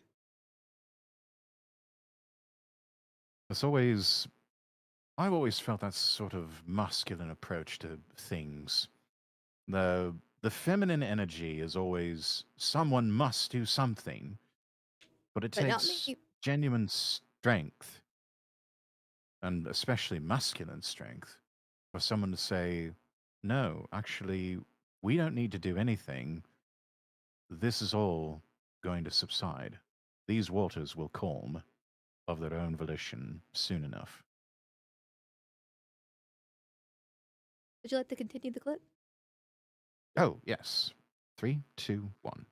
About something, then anybody who's trying to bully them into talking about it really doesn't actually want them to talk about it. What they want is for that person to agree with them and then repeat their opinion. They want to effectively co-opt other people's platforms, bully them into agreeing with them or saying the same thing that they do.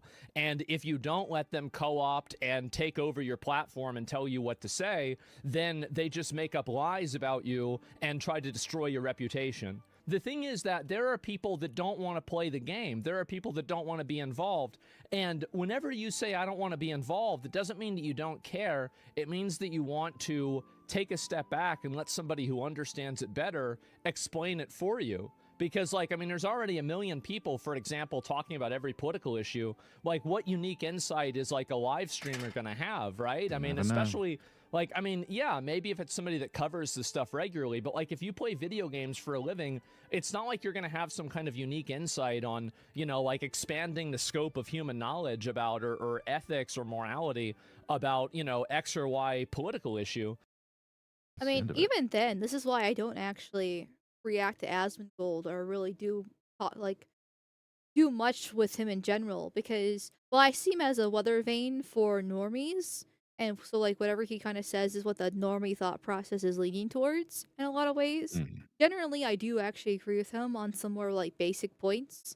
And so like there's no point in just repeating what he's saying. Like this clip, like everything he said in this clip is basically what we've already said, and then we just sit here and then agree with him even further on it. So like there's kind of no point because like he's saying like you don't need to actually get your opinions from a live streamer.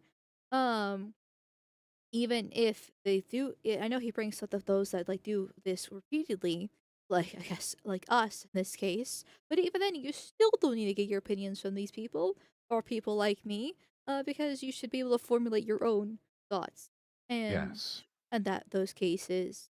So you don't need every single person around the whole entire world talking politics. You do need people who just make entertainment for entertainment's sakes. Because if people don't have something they can just sit down, crack a beer, and just relax to and listen to or watch or play a game for a couple hours at the end of a stressful workday, they're gonna go insane.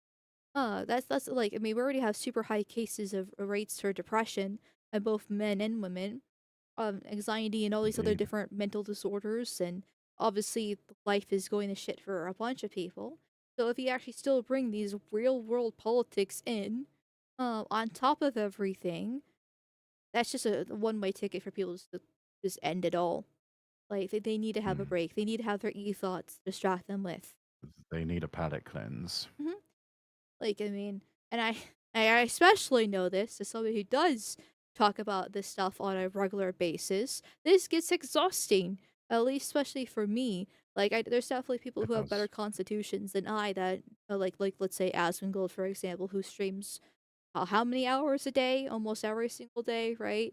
And then there's A lot. other, you know, streamers that do Most of the day. politics and everything. Yeah. But like for me, this I don't know if I take it to heart too much or my weak constitution or whatever the case is, but I just have to take a break like I did the past few days, just because it gets so much that Mm. it's just like you need to breathe.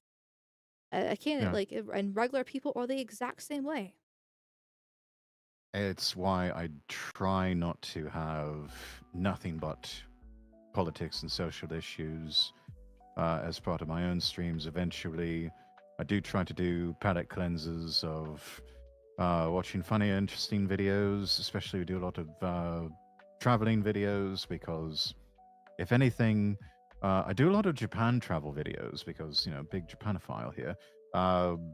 But also just to sort of cleanse the palate, as it were, but also to give people some sort of semblance of, oh, that's what functioning, orderly societies look like. Oh, it's rather nice there. I think I should like to go to a holiday there. I'm gonna say that would make me Whoop. depressed, but that's my mentality. I see a nice homogeneous society and think, why can't we have it here? And then I learned about like they're bringing it, they're importing Indians, and opening their Yes. borders too. And then I get more depressed that they're destroying their nice homogeneous society. And then I look at anime and how like localizers are ruining things. We don't have panty shots anymore for the modern audience and all this other stuff. And I'm just like, then I get depressed again. The last bastion of like good entertainment in the modern Western world, because they are honorary Aryans in my eyes, are just like going at the window. But maybe that's why I get fatigued so easily, because I just have such a horrible mindset. Yeah, it kind of sounds like you're spiraling. Sounds like you need a holiday, love. It's fine. Women watching Everything's fine. watching their kid put a fork in the socket. Someone do something. Men watching their kid put a fork in the socket. Hey, look at that. No, just wait. Yeah, I'll bet the kid won't do that ever again. Did you see Tommy Robinson video why French women are forced to carry protection? Have not seen that yet. Ditto, I could do react vids and such, but Rex already does that with way more eloquence than I would, lol. But don't sell yourself short, Action. I think if you are so inclined to give it a try, do exactly that. Give it a try. I mean, you got nothing to lose. I mean, yeah, just throw it So out there. experiment. Yeah. I You mean, never know used to until you try. be. Absolutely. Used to be I didn't even bother with any of this sort of thing. I just went straight into video games and didn't even bother to talk with chat in the beginning. But I've done a complete 180, and it's also done wonders for growth. Let's see. Exile Sky, Machine 1318, and Calcus Might.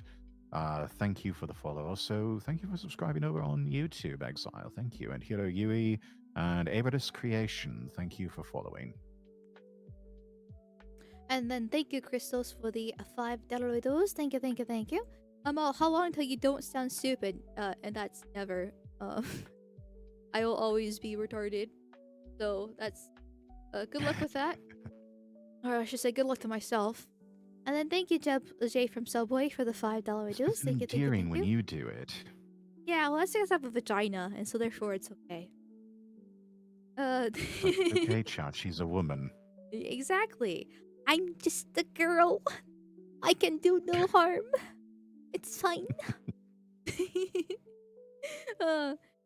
What's Missed wrong with her opportunity to throw face? in a Is couple no of one else oohs. gonna say it? I think he's saying this in reference to denims. I don't see what's wrong with her face, or referring to Emiru, because like denims is just a swarthy brownoid. Emiru's Asian, so Yes. Emiru is cute. yeah, like she is pretty. Though even though got a bunch of makeup and I don't support rice burners. But she's better than Denims by a long shot. Denims got them crazy eyes. Denim's just has constant resting bitch face. Mainly Mhm. because she is a bitch. Oh, yeah. That's for sure. But then again, I think you do have to be a little bit bitchy to be a woman in politics in general. Uh, it just Yes, something which is about why we need to get as many women as possible out of politics. Not you, agreed. you're fine. Oh no, no, I agree. I should not be the exception, but I am a hypocrite. So There's a few I would keep. It's like you can keep commenting on politics and kind of doing your thing, and that's like let's see what's going on Capitol Hill. Ooh woo. okay, that would make politics a bit more entertaining if it just be like, ew, ew, I love ice so much. Uh, I want to deport all the brown people. Ew, ew.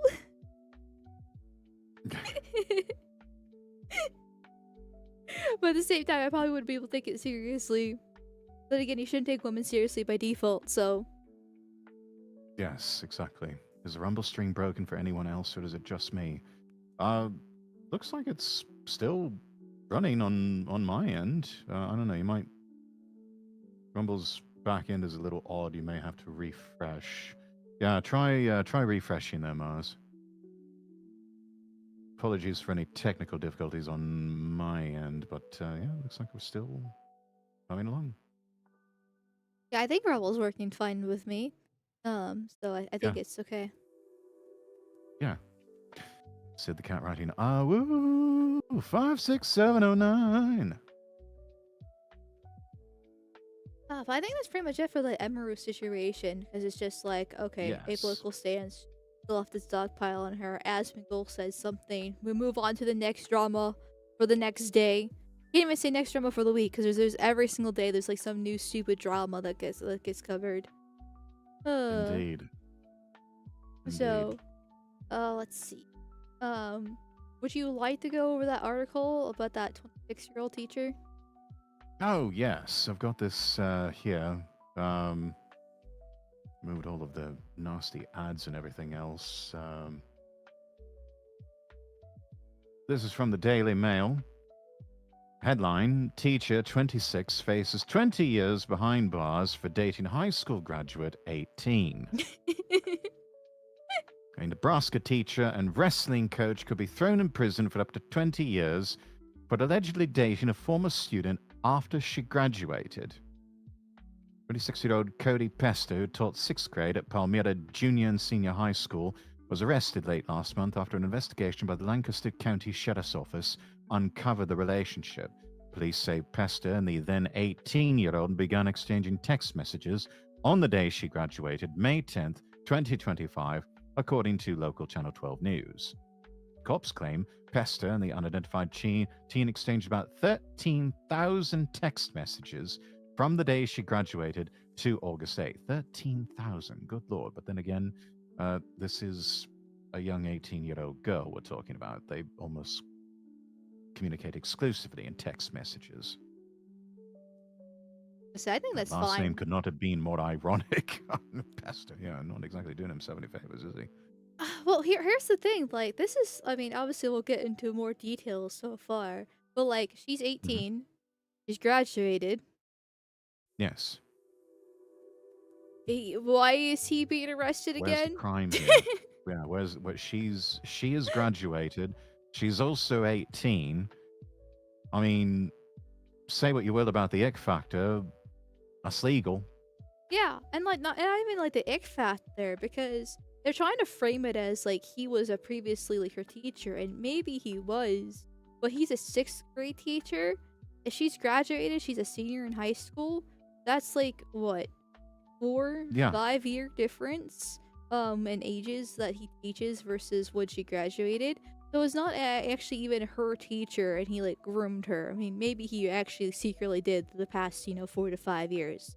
Yeah, we don't know for sure. We don't know that part. But if they started texting the day she graduated, which I mean does kind of insinuate there's probably something there before she graduated, but at least they had the wherewithal to actually hold off until she graduated to officially start their relationship. she's 18. You can actually be 18 in high school. And once again, he's a 6th grade teacher, not an actual, like, one of her teachers that she had as a senior. Right. Like, there's really no problem. Yeah, it's like, where's the crime? There is none. Yeah. By I mean, July 8th, the ped. Oh, sorry, go ahead. I was gonna say, technically he did break the law, but it's a stupid law. But we'll get into it as we read the article. Yeah. The ped is believed to have met previously at a sporting event per KOLN News. By July 18th, the relationship allegedly turned sexual. According to Chief Deputy Ben Hochin during a press conference, authorities say Pester waived his Fifth Amendment rights upon his arrest and admitted they had sex about 6 times that month. Damn. Getting more action than me, that's for bloody sure. Although the graduate was not a minor, teachers are not allowed to have intimate relationships with students within 90 days of their graduation under state law. So that's where they ran afoul. Normally you would be thinking, okay, she's 18, he's 26, this is all consensual. She's graduated, this is all still consensual. What's the problem here? They didn't wait 90 days until after she had graduated. Which That's how he ended up in the clink. Like, okay, he's the teacher, so you can maybe make the argument that he should know this. But like, I mean, I don't know if my state's There's different or a not. lot of stupid rules and regulations on the books at many different levels of the public sector that no reasonable person could ever be expected to memorize. Yeah, and and know for 90 sure. days. So just 3 months afterwards. So I guess they're kind of like, okay, she's in college now, no big deal. But like that seems so. I don't want to say arbitrary, but like it's a technicality. This is like, I just feel such a nothing burger because she's 18, she's already graduated. Who cares? Like you maybe say, still in the end, who cares? like you can't bang them out of summer vacation. Like, okay, well that's not exactly summer vacation. She's 18. She could have a job. Like when I was 18 and graduated high school, I had a job. So as soon as I graduated, I just went to work more. That's like, and I became a normal functioning adult. I guess in that case. So she's graduated. She's 18. No big deal. Like I hate this because I see this as like the infantilization of society, as a whole. It's because we already have crazy leftists being like, she's a 20-year-old and a 28-year-old shouldn't be dating because she's a 20-year-old still a child. And it's like, no, she's legally adult. Yeah, there's like an age gap. Legal adults, everything's consensual. You can fuck off and miss us with that bullshit. Yeah. It's basically like this. It's literally the meme of like 17 years old, 364 days, and like 12 hours. And you sick fuck. Like, it's literally this meme. It's so dumb. But it's not even that, because she's still 18! Yeah. This is... It all kind of ties back to an overarching theory that I think it was What If Old History talked about, that so much of what is going on in the world these days is so focused around mate suppression. Which, terribly ironic, because the people pushing for this sort of mate suppression are the same people whose predecessors were the hippies pushing, you know, free love, sex, drugs, and rock and roll. And now it's almost like this horseshoe effect of a heel turn of sorts of no one is allowed to have sex anymore. Yeah, pretty much. But everything is rape now. And everything is just all forms of sex or sexual attraction, anything like that, should be treated like a crime. I don't get it.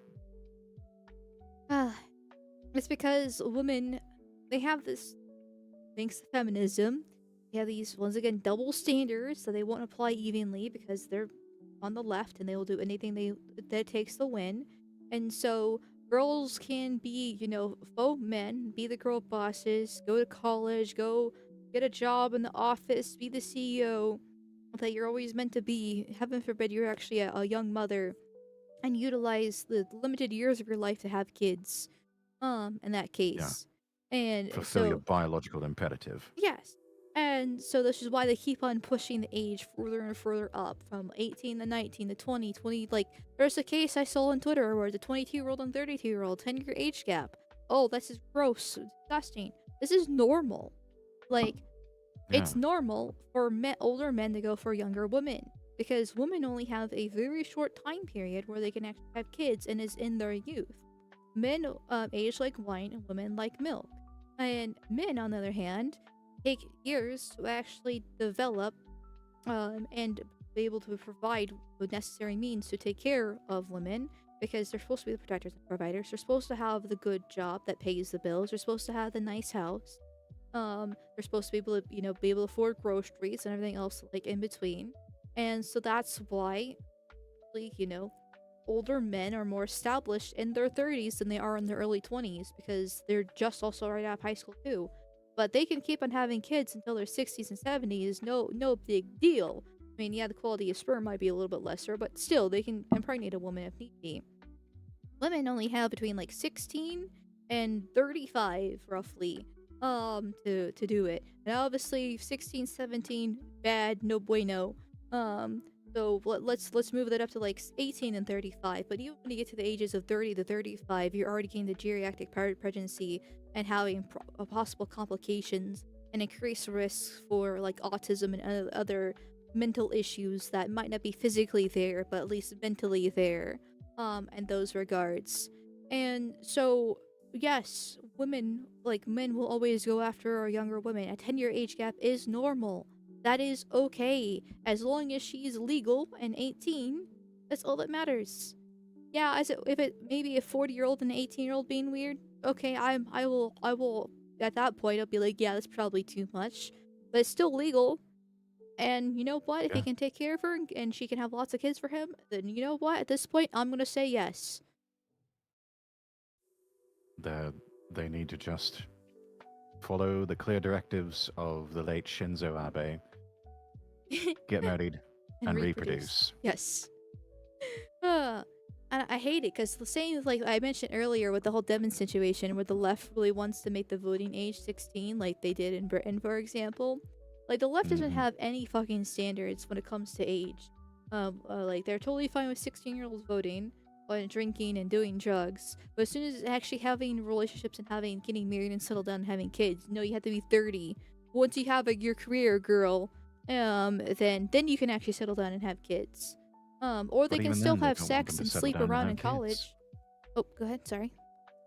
They still don't want them to settle down and have kids because that's true. still viewed as oppressive.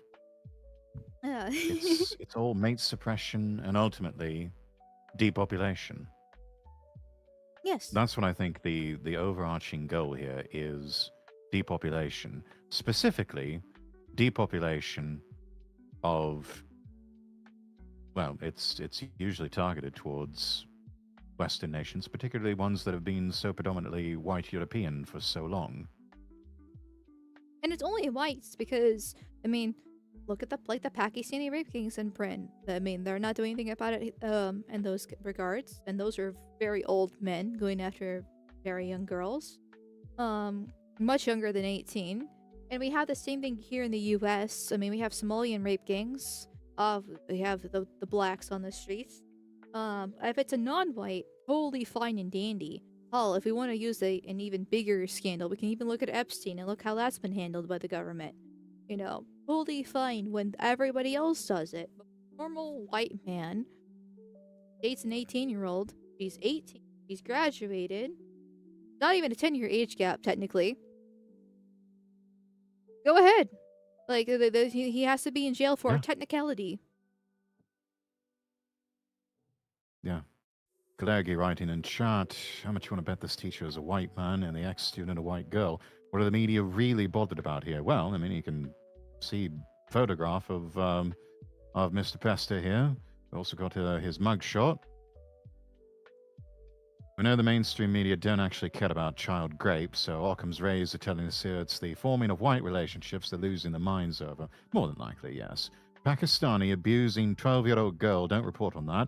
White man dating 18-year-old he used to teach. Put that on blast ASAP. Yes, depopulation of the indigenous Westerners. Let's see. More from the article here. It's unclear who initially tipped off authorities about the alleged relationship. I think we can probably imagine who would. Only thing I can think of is either the parents or the girl herself. Because she... The girl herself probably blabbing about it to her girlfriends, who in turn got jealous or, Oh, you yeah. know, for whatever reason. This is why decided women to, can't have friends separated. Yeah, it's like that old Family Guy bit. Two girls being catty bitches to each other, and then pan over to the two blokes sitting at the table, and he's like, "Hey, I like your tie. Thanks. Men, ba-da-ba-ba, we know how to be friends." Yeah. Or like the guys who just call each other the N-word all the time. But Yeah. yeah, women can't do that. I hate women so All in much. good humor. Somebody in chat says her Cool. 17-year-old friends reported her. If that's the case, if that's actually true, and not just like speculation like what we're doing right now, then that even Catty, pisses jealous me off even bitches. more. That meant Yeah. like the fact that she like her 18-year-old friend was able to get a boyfriend. Like this is why you need to segregate women. Like they should have their only space. They should have friends. They should have female-only spaces. But you need to heavily restrict how much she actually spends time with said friends because they sabotage. Unless her Subject to friends extreme are monitoring by men. Huh? Subject to extreme monitoring by men. Yes. Yeah, because unless they already have a boyfriend or husband themselves, and even then you need to be a little bit careful just because women are evil. But if a single friend, oh yeah, you need to keep her 10 feet away from that other bitch because she will sabotage 100%. She's not interested. Mm-hmm. Also, the TF2 meme. Women. Yes. The high school graduate reportedly told investigators that she and Pester engaged in sexual relations several times in July and August 2025. Oh no. So, like, the worst thing I can do is criticize them not waiting for marriage, but it's, you know, the modern age, so it's not that surprising. Pester was taken into custody 3 days later. He was then released on a $10,000 bond after it was dropped from a $100,000 bond, according to Local 12. Jesus Christ! He was removed from the classroom and from the coaching position at the school. The school district also released a letter to the parents in light of the event. We're writing to inform you that Cody Pester, a 6th grade teacher at Palmyra Junior/Senior High School, was arrested this morning on suspicion of an inappropriate relationship with a former student, the notice reads per column. Upon receiving this information, the district immediately removed Mr. Pester from all classroom extracurricular duties, and we're cooperating fully with law enforcement as they continue to conduct their investigation. We understand that his career and reputation. Yeah. So he has to pay a $10,000 bond. Thank God it was dropped and lost to zero. And he also lost his job. He's gonna have this marked on the rest of his life. He's not gonna be able to get another teaching job. It's gonna be hard to get any normal job either because he's gonna be labeled as a pedophile. Yeah, this article in the Mail is not going anywhere. They do a Google search on his name, and this is going to come up. Yeah. Like this guy, his life has been completely ruined, all because he tried to have a normal relationship. Now, granted, I will admit, maybe not the best thing to do, because like I said, it probably was actually technically started before graduation day, just because they'd start texting immediately when she got graduated. So clearly the interest is already there, but it's essentially normal in the grand scheme of things, over all things legal-wise, minus that stupid technicality. That's just it. The only reason he's being jailed is because of a technicality. Didn't wait 90 days, 3 months. No, because 90 days somehow just makes all the difference. Yeah. It's pisses me off to no end. Could face up to 20 years in prison. due back in court in March. So we'll see how it goes. Do you think he's gonna have a better life in jail versus if he actually wasn't in jail? Because I know prison is not exactly a fun time, obviously. You have to be careful not to drop the soap, and I don't know the demographics of the area, but if your life is ruined because of this 18-year-old bitch run, and you can't get a job, having a bed and 3 hot meals a day might actually be better. I don't know. I think he'd trade it all just to have his old life back. I mean, definitely. Like, if he could go back in time, he probably wouldn't have started the relationship in the first place, and I wouldn't blame him for that. But I just can't imagine he's only 26. That is still so young for a man, and to lose it all like this. And if he ends up serving the full 20 years, he'll be a middle-aged man by the time he gets out. Yeah, I mean, 46 years old. There's still a chance for him. He's definitely on the cusp, and good luck for him. But there's still a chance that he can get his life together at 46, because it goes back to men aging like wine.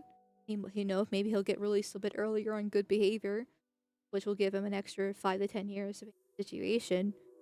But still, gonna make it very hard to get a job with this on his record. Yeah.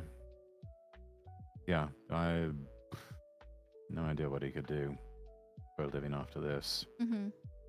If he's stuck working at McDonald's probably for the rest of his life, and even actually, you know what? Even then, he probably will be working at McDonald's, just because like McDonald's is so hard to actually get a job nowadays because they keep on raising the minimum wage so much. And they have like actual adults. Been reading about that. Yeah, because like adults are working at McDonald's, which should not be the case. That should be a nice beginning job for teenagers to have. Also, workforce too, so there's that problem. But I've known people who've gotten rejected from even working at McDonald's just because there's too much competition and they're overqualified. Yeah, I think the line that I've heard is it is harder to get a job at McDonald's than it is to get into Harvard. Well, I don't know if it's that bad, but I've That's what people are saying. It is now more difficult to get a job at McDonald's than it is to gain admission to Harvard University. That is a really pathetic statement on society, if that is true. It's pretty fucking damn close. Just because the workforce is just completely overrun between women and then people who don't have their life together, which is also mostly women. But then it's gonna be this guy too, since his life is ruined over pussy. Together, and so instead of being an intermediate job for, high school and college kids, it's become actual careers for adults in their 40s, which is unfortunate. Like, no disrespect to people who are still working in fast food in their 40s, but it's not supposed to be a long-term permanent job for adults to have. There's a reason why it's supposed to be minimum wage. Yeah, it's a really sad state of affairs, and I feel especially sorry for the white guys out there who are struggling to find something, or move up in their careers, or make a career change, because it's only getting harder. And so many companies, I know I worked for one at one point, when it was announced that Trump administration was ending DEI. One company I was working for in particular, had a big conference of staff members, and they basically said, yeah, we don't give a fuck what the government's saying. We're still going to do DEI. We're just not going to talk about it. Sounds about right. So a lot of the corporate world still not on board. They're just not being as vocal about it. Yeah. They're still hell-bent on hiring anyone except the most qualified applicants, and especially don't want to hire white men. Nope. And we're being actively genocided in real time on top of that too. I want a Fed post right now, but I know I shouldn't. it's exhausting, especially seeing like cases like this.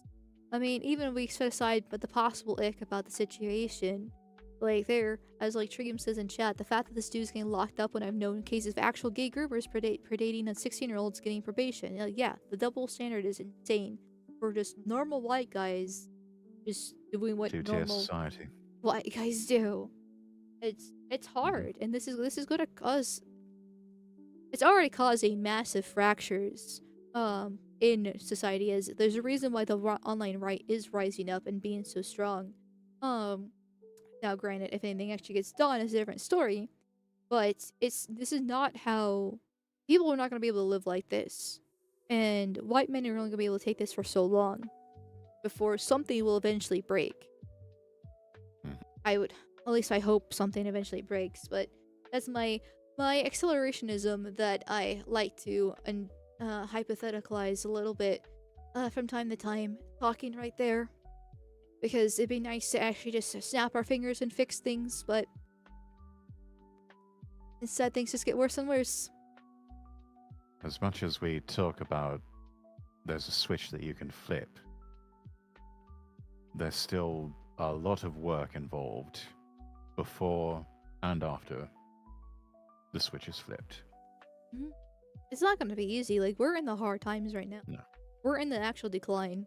Like, the empire is declining, civilization is declining. We're heading into the dark ages. Yes. You gotta be prepared as We best are in as the you late can. stage looting phase of Empire, and best advice we can offer to anyone is do what you have to get that bag. Associate with as many like-minded people as you can find, and especially go wherever you're treated best. Yep. Stock up on food and ammo, water supplies, money. Invest as best as you can. Pull out as soon as before everything crashes, like the whole Bitcoin situation.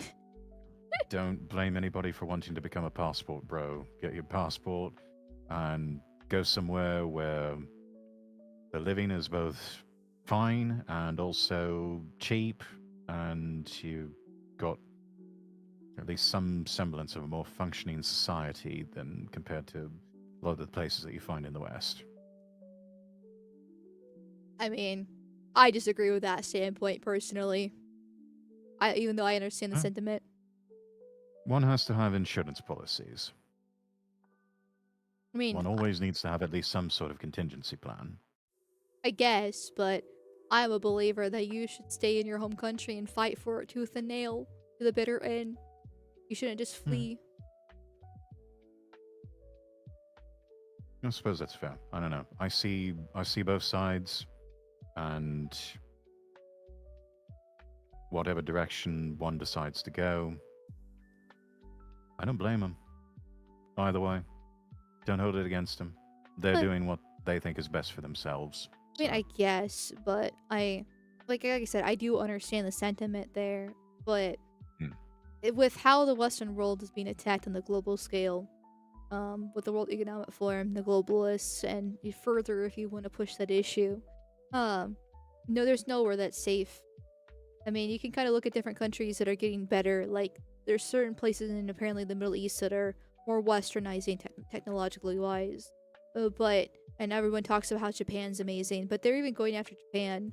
And South Korea is a hot fucking mess. If you want to talk about fucking feminism there's really nowhere to go. Actual genocidal feminist extremists at one point, I think, took over there, and they've been having to deal with it ever since. Yeah, and you're just gonna keep on running and running and running until there's literally nowhere else to go because you're being persecuted because you are a white man or you are simply white. Even white women are being attacked. That's why they're being propagandized and the ads to sleep with black men. That's why they don't care about the Pakistani rape gangs. That's why they don't care about actual like deportations and actually getting rid of the real criminals there. So like it's cheap labor and cheap votes for them. So no matter where you go, you're going to be attacked. So you might as well stand and defend the country that you live in as best as you can. Absolutely. Retail McDonald's in some places pay more than teaching, so it wouldn't be surprising. Yeah, teacher salaries in a lot of places still an absolute joke. Yeah.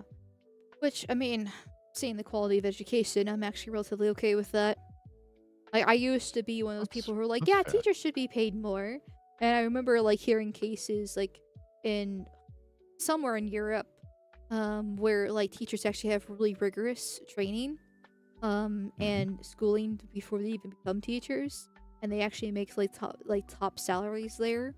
And it's like, okay, then. Like, I'd be more down with teachers getting higher raises if they did have to go through gruesome schooling and training, like basically like doctors do. Maybe not to that full extent, but you know, something like whatever European country it was. It was like I think it was some sort of Scandinavian country, like Sweden, if I remember correctly. That doesn't surprise me. And it's like that'd be nice, but Might that's be a we good don't. question for Arch whenever you talk to him next. Yeah, I guess. But but we don't have that here.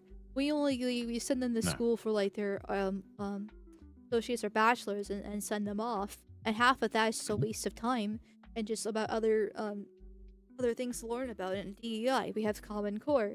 Public schools are such a hot mess. We have to deal with the non everything in between. Like I can't respect teaching as a position when teachers are absolute ass. And they're all women too, or not exactly great men. Just, I mean, it'd be nice to pay them more, but I'm at this point completely against public school in general. Yeah.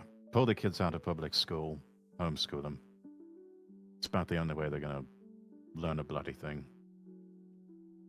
Yep. Ugh. And it's not going to be exactly cheap, if it's better than private school. Your kids won't become just mindless drones. At least I not to don't the know. same It's, scale. from what I'm hearing, the options are cheaper than a lot of people realize and easier than you might think.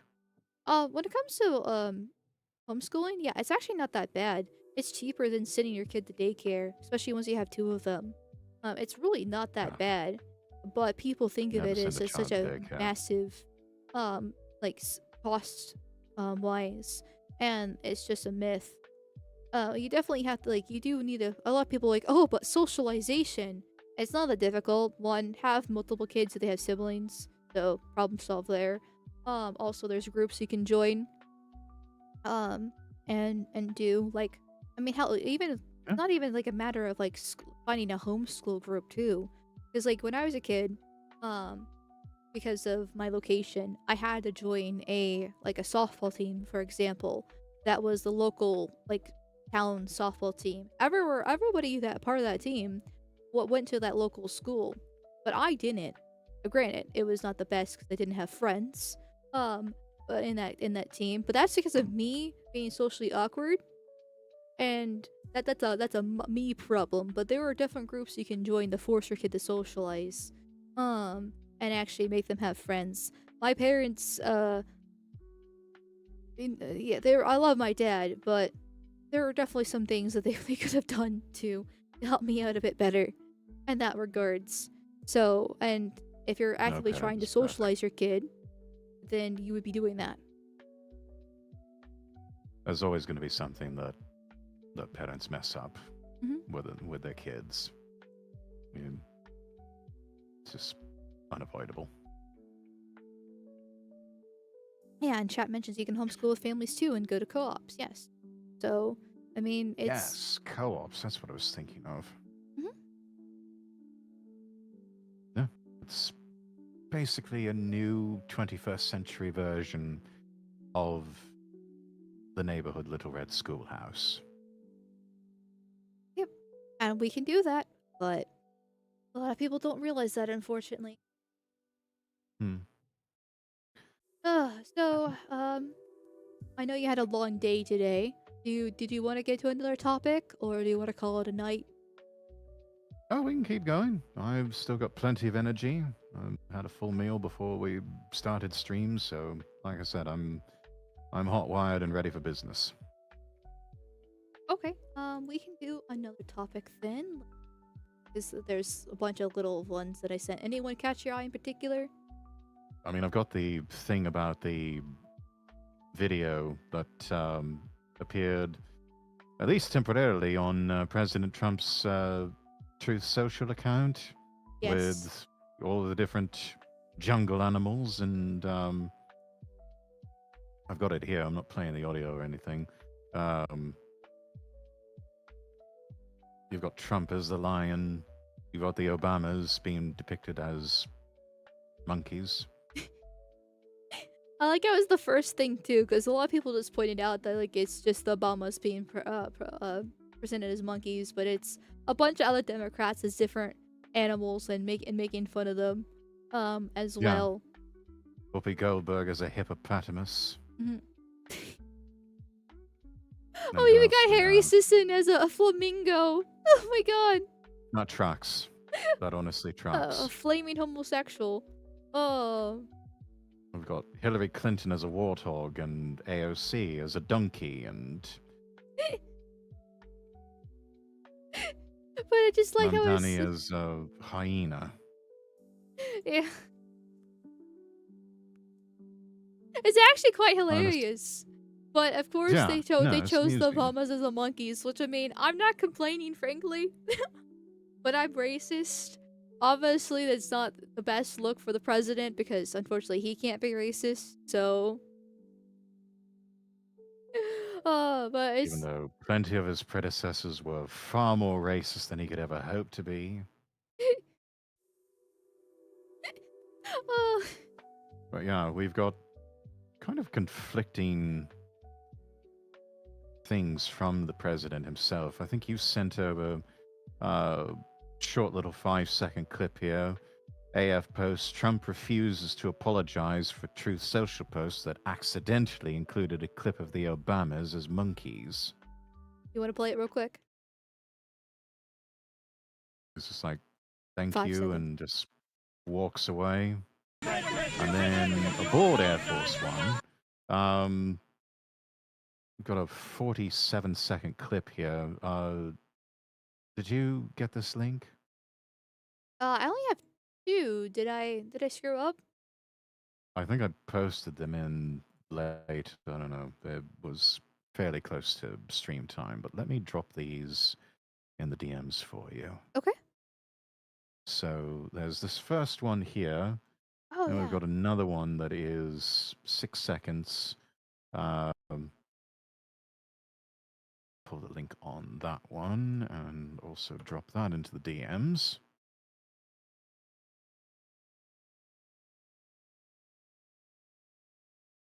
Which one do you want to watch Let's first? go. Let's go with this 47-second clip here. President Trump on the controversial post. Controversial, we call it that because the so-called mainstream media and the left don't like it.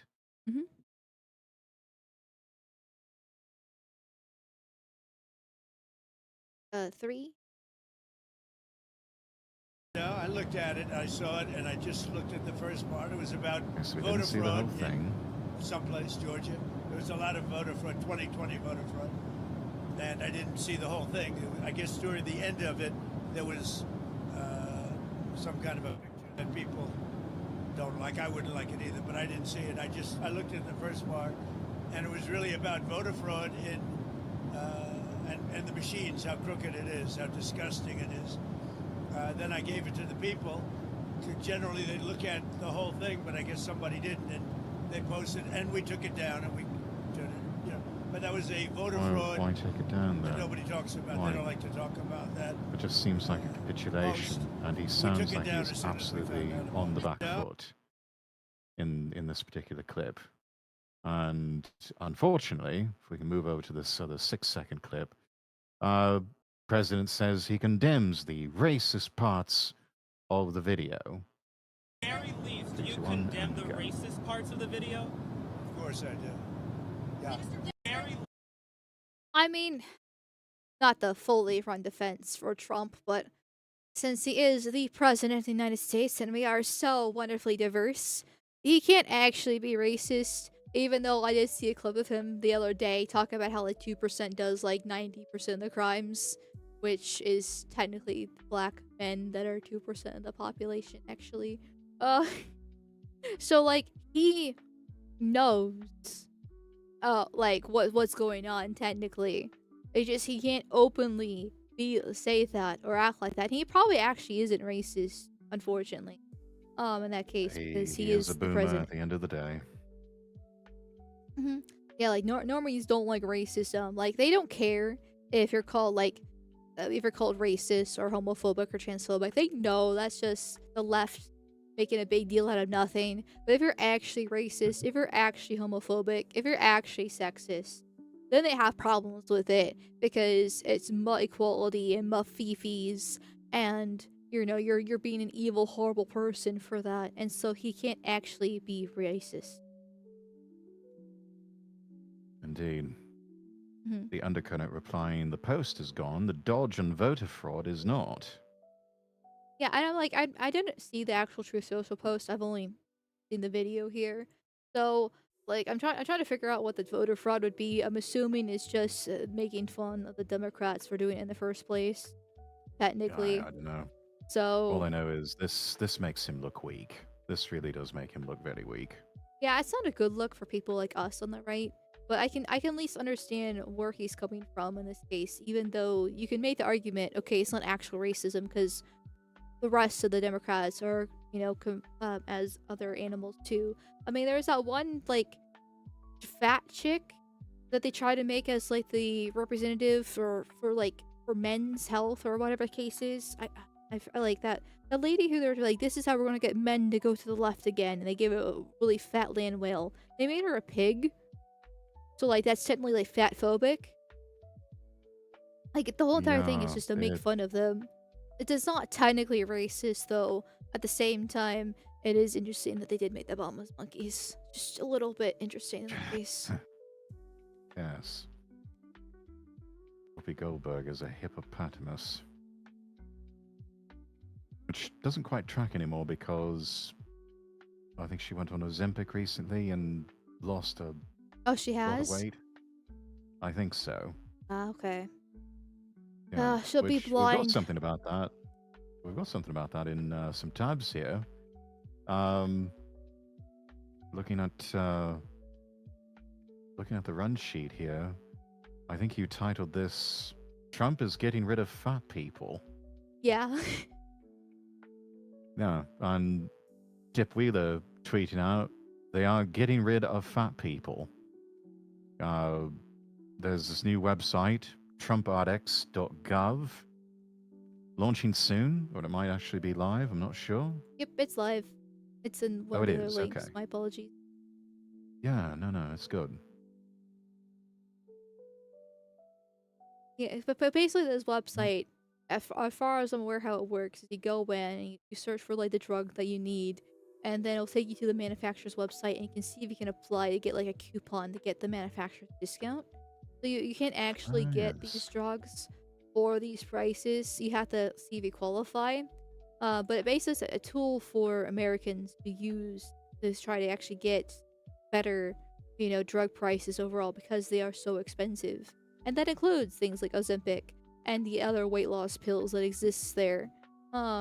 So a lot of people on the right was like, this means that people don't have excuse to be fat, and that we're getting rid of fat people, all these other different things, and it's like, well, I mean, yes and no. Like, I'm not a big fan of big pharma, to say the least. So Right. while I'm more than happy if if there more people are not actually giving them money, then great. Like for less in this case, they're only spending $200 instead of $1,000. Great, less money for big pharma technically. But at the same time, this is still promoting these drugs as something good when they're not. In my book, like it's still a good thing overall to have because it does help Americans generally. But at the Yeah, same no. time, a lot of these issues, a lot of these chronic illnesses are also more of a non-issue. When I say non, I mean non-white, I should say. Like obesity, for example. And it's like, okay, now we're subsidizing them a bit more. And Yeah, I don't know.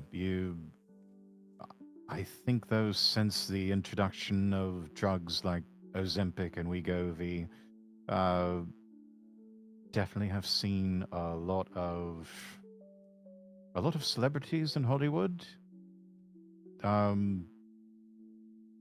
Seems like they're in a mad dash to get their hands on these drugs and lose the weight. I think probably one of the most ironic examples, the singer Megan Trainor, Oh yeah.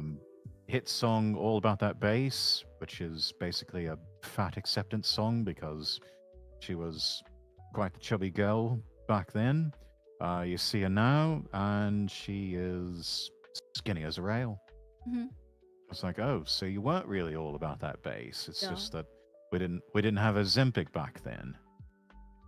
Yeah, it's just there's laziness on this part. Like for other drugs, because you can get a bunch of different things on this website technically. And I get that some people are reliant on pharmaceuticals to survive, and I know this because of I was actually in that position. I had sciatica for about 2-ish years. It was severe sciatica, and it made me borderline an invalid. Like I couldn't walk for very long periods of times. I couldn't stand for more than like 10 to 15 minutes. I had to sit in a chair and cook dinner. And like there was a time period where I would just go under the desk at my job and just cry at the end of the workday because I was in so much pain even just sitting down. Like Oh my god. I was in a really bad position during those 2 years because of how bad my pain was. And I did have to go on a prescription drug to manage the pain. And even with the drug, I still had the limitation. Well, actually, the limitation of me only being able to stand and walk for like 10 to 15 minutes was actually on the prescription drug. When I was just popping Tylenol like candy, yeah, it wasn't functional at all. God. So, like, I get that some people do need drugs to survive. I just don't really support Big Pharma, and I definitely don't support the right saying that there's no excuse to be fat anymore, which I get where they're coming from. But letting people take the easy way out like this, when we don't even know the long-term side effects of Ozempic. Like, we already have reports that it makes people blind. We already have reports that it fucks with their body in general. Yeah, liver And trouble.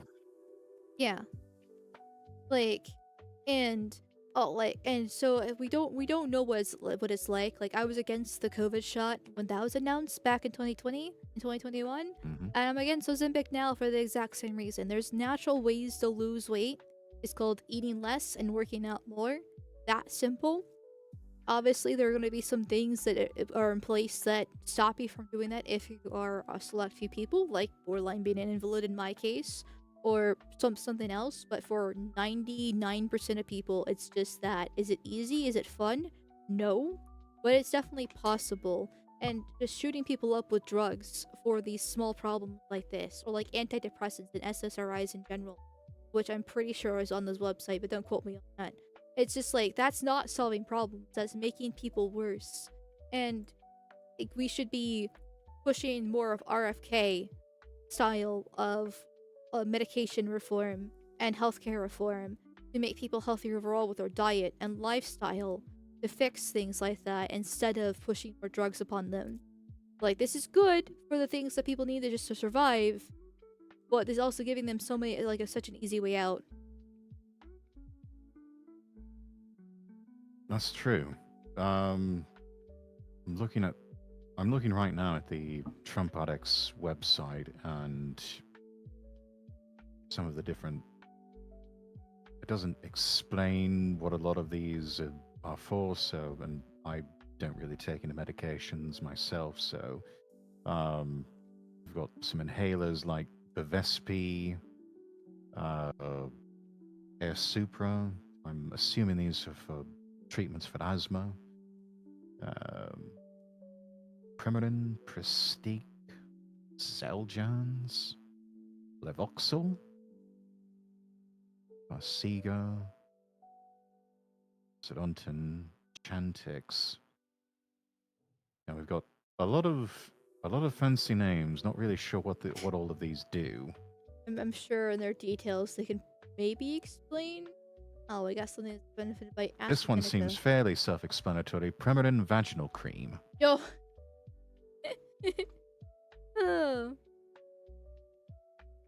Vitacept, Zyvox, Zavspret, Cleosin. Oh, Insulin Lispro, starting at $25. You know what? That's exactly the way it should be. Even better if it were $5, but you know what? 25 will take what we can get. So simple, but no one wants to do it. Yeah, that's true. It's just like you said, Amal. It's change up your diet, eat a bit less, get up and get active a bit more. Yeah. If you can. And somebody points out, like, they've been doing this for years. They did the same with methadone. Remember all those clinics on the map? Yeah, 'cause I looked at the Peace and Quiet map the other day. Oh, and it was like the yes. methadone clinics. And it's like, yes, subsidizing drugs for the druggies. Great. Like, I mean, this is actually not subsidizing anything because you're actually going to the supplier's website to actually see if you're being able to get it or not. Like there's actually a system that you have to go through to be able to get see if you can get these discounts at first. Because these are just manufactured discounts. So thankfully we're not actually subsidizing anything. And it does give more people the ability to have this information in general to see if they have a chance. Like if you do need an inhaler because of your asthma, though, I have a feeling there's probably some solutions to asthma than inhaler too, but it's still better than nothing. Like I get that people need that to survive.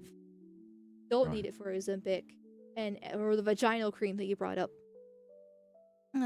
At all. Like that's just so stupid. But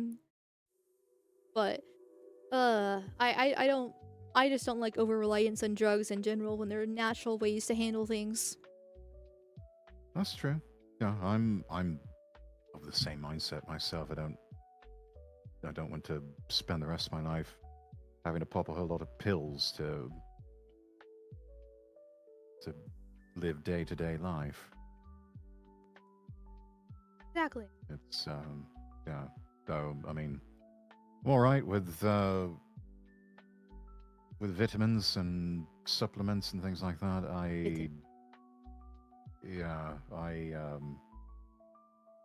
That's different.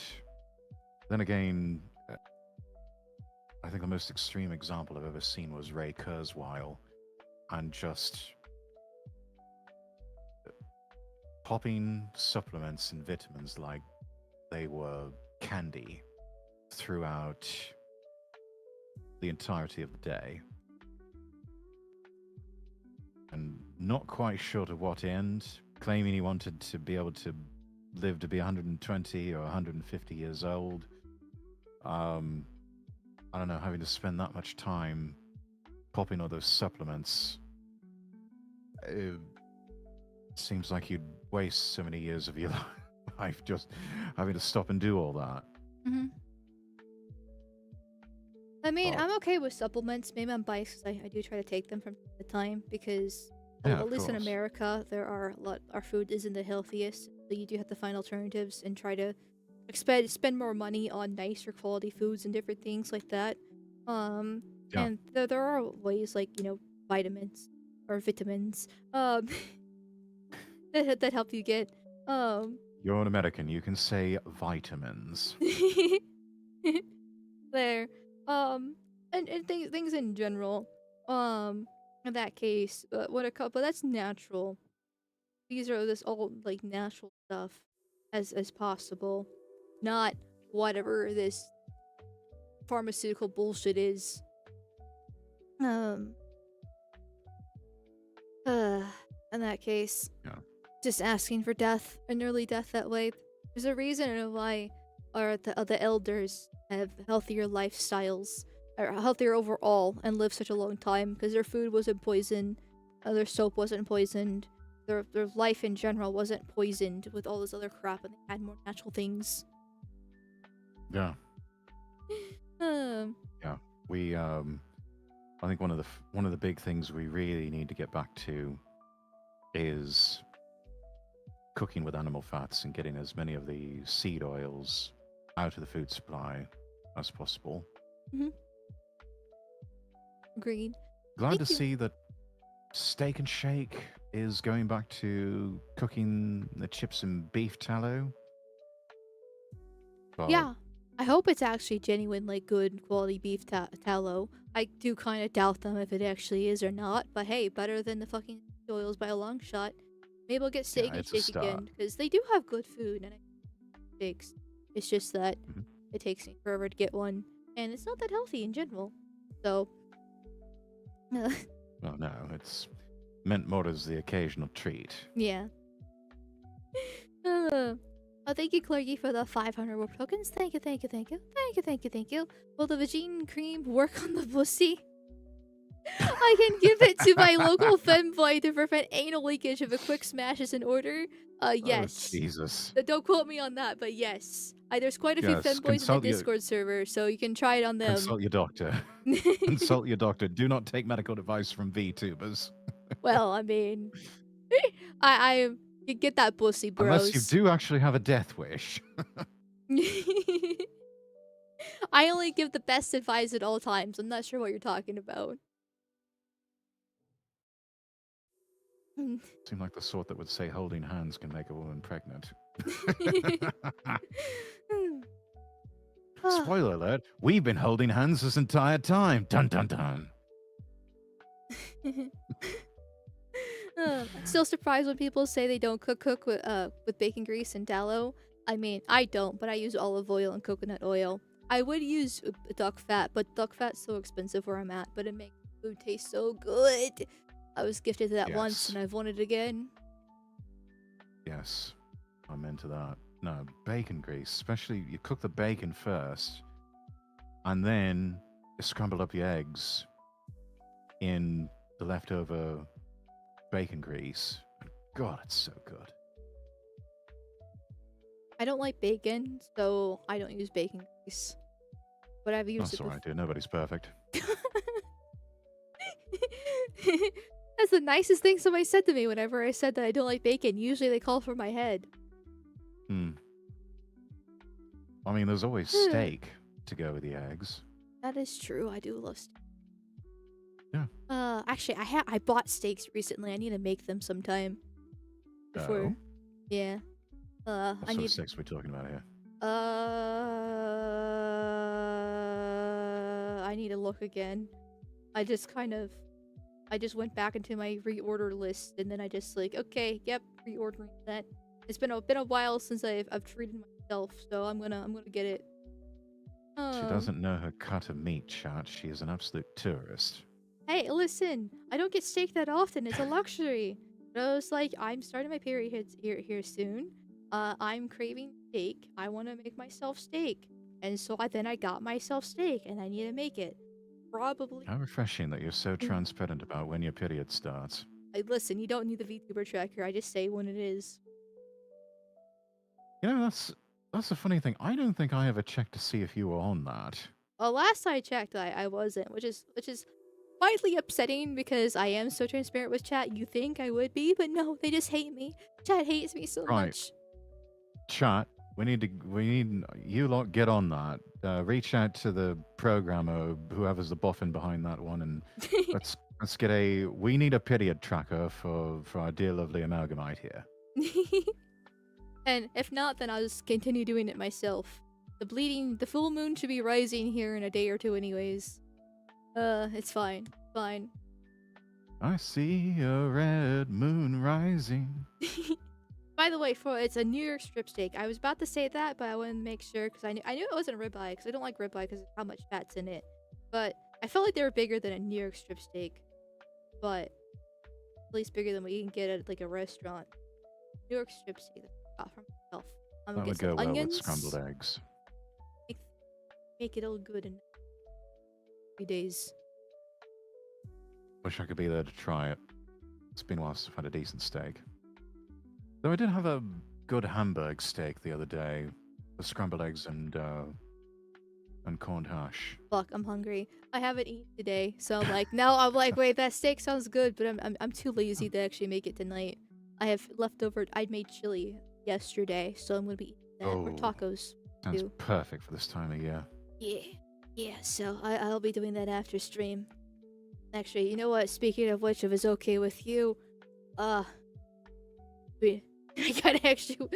Food does sound pretty good right now after talking about all that steak and stuff. We want to raid out so you can go get din din. Yeah, that would be kind of nice. Cause I'm like, ooh, Okay. my tacos, my chili, the We steak, shall do that. all this food that I haven't eaten. All right then. Well, chat. Apologies, we ended up not getting to golf with friends, but you know what? We've been enjoying ourselves yapping. Oh, I so completely much. forgot about that actually. Yeah, you know I'm what? It sorry. happens sometimes. No. There are plenty of streams that I've had where I was like, oh yeah, I want to play a game. 5 hours later, I'm still yapping about something and won't shut up about it. And I don't know, chat seems to be all right with it, so they just roll with it. As long as they're having fun. Absolutely. Having fun, that's what it's all about. Mhm. Honey had made chili burgers and chili cheese fries yesterday for dinner. That sounds delicious, action. Fuck, stop talking about food. I said, Undead Warrior. I picked up some teriyaki from the Japs when I got off work, and I'm like, stop! I'm hungry. That also sounds good. Yeah. All right. Let me see here. Looking at a few people that we could raid. I was gonna together. raid Oko on both Kick and YouTube, so that's where you guys are going. YouTube and Kick Bros. You can send your guys whatever you want. Yeah, all right. Let me get some copy pasta up for everyone on my side. And so while Rexworth is working at mods, can you shout him out one more time in the chat? That'd be greatly appreciated. Oh, bless you. Thank you. Yep. So check out Lord Rexworth, my dudes. Cool. Yes. He's nice. He's on YouTube, Kick, and Rumble, and Twitch. So fuck Twitch. Sorry, I'm not gonna promote your Twitch. That's all right. You can find all links on my website, lordrexworth.com. So yeah, check him out. That'll be hella cool. It was nice streaming with you tonight. Absolutely, we will definitely have to do this again very soon. Let me see. Let me mute the browser audio here. And make sure I get Oko's like spilling the tea over VTuber drama over on Oko's side. Remember, chat, please behave yourselves. Don't talk about political things with non-political streamers. Agreed. If either of us catch wind of that, you will definitely be banned on my end. Yeah, we don't like the gays talking about politics on somebody's channel that's not apolitical as gay. So I'm just saying, maybe the Muslims are right. Maybe. Let's see, Clergy writing, nice to meet you, Rex. We'll be watching your streams whenever you're live from now on. Most appreciated, Clergy. Thank you. Exile Sky will be checking you out here on Kick as well, Mr. Exworth. That was nice. It was nice meeting you. Definitely a man of my generation. All right, Exile. Thank you so much. All right. Mama Oko is pseudo-political. Yes, indeed. But yeah, just out of an abundance of caution, no talking politics in chat. Unless, of course, they bring it up. In which case, that's all right. Okay, Kick chat. Going to go ahead and say goodbye to all of you over on my end. Sending you over to Mama Oko now, and then is she also streaming on Rumble, or who do we want to send over on Rumble? I don't usually just put them in the cuck chair. I don't raid anybody on Rumble because I don't know anybody. I may have someone here. Well, I know a couple people, but they don't stream when I get done streaming, so I can't raid them. So I just, like I said, I put the Rumble Bros in the cuck chair. Okay. At least that's what I do. But hey. Let me go on ahead and send my portion of Rumble audience over to Pixel Kittens. Let me set that up. And for my people, thank you very much for stopping by. I hope you enjoyed tonight's collab. It was a lot of fun. Thank you for all the subby bubbies, donos, and vigorous spankings, and everything else in between. I will see the Discord bros tomorrow for movie night. And then non-Discord bros, if you're lame and don't join the Discord server, then I'll be back to streaming Monday at 7:45 p.m. AST for our normal streaming schedule programming thingy majiggers. So thank you everybody for stopping by once again, and good night. Good night. Yes. Good night. Take care, everybody. All the Bye. best. God bless you all. Good night.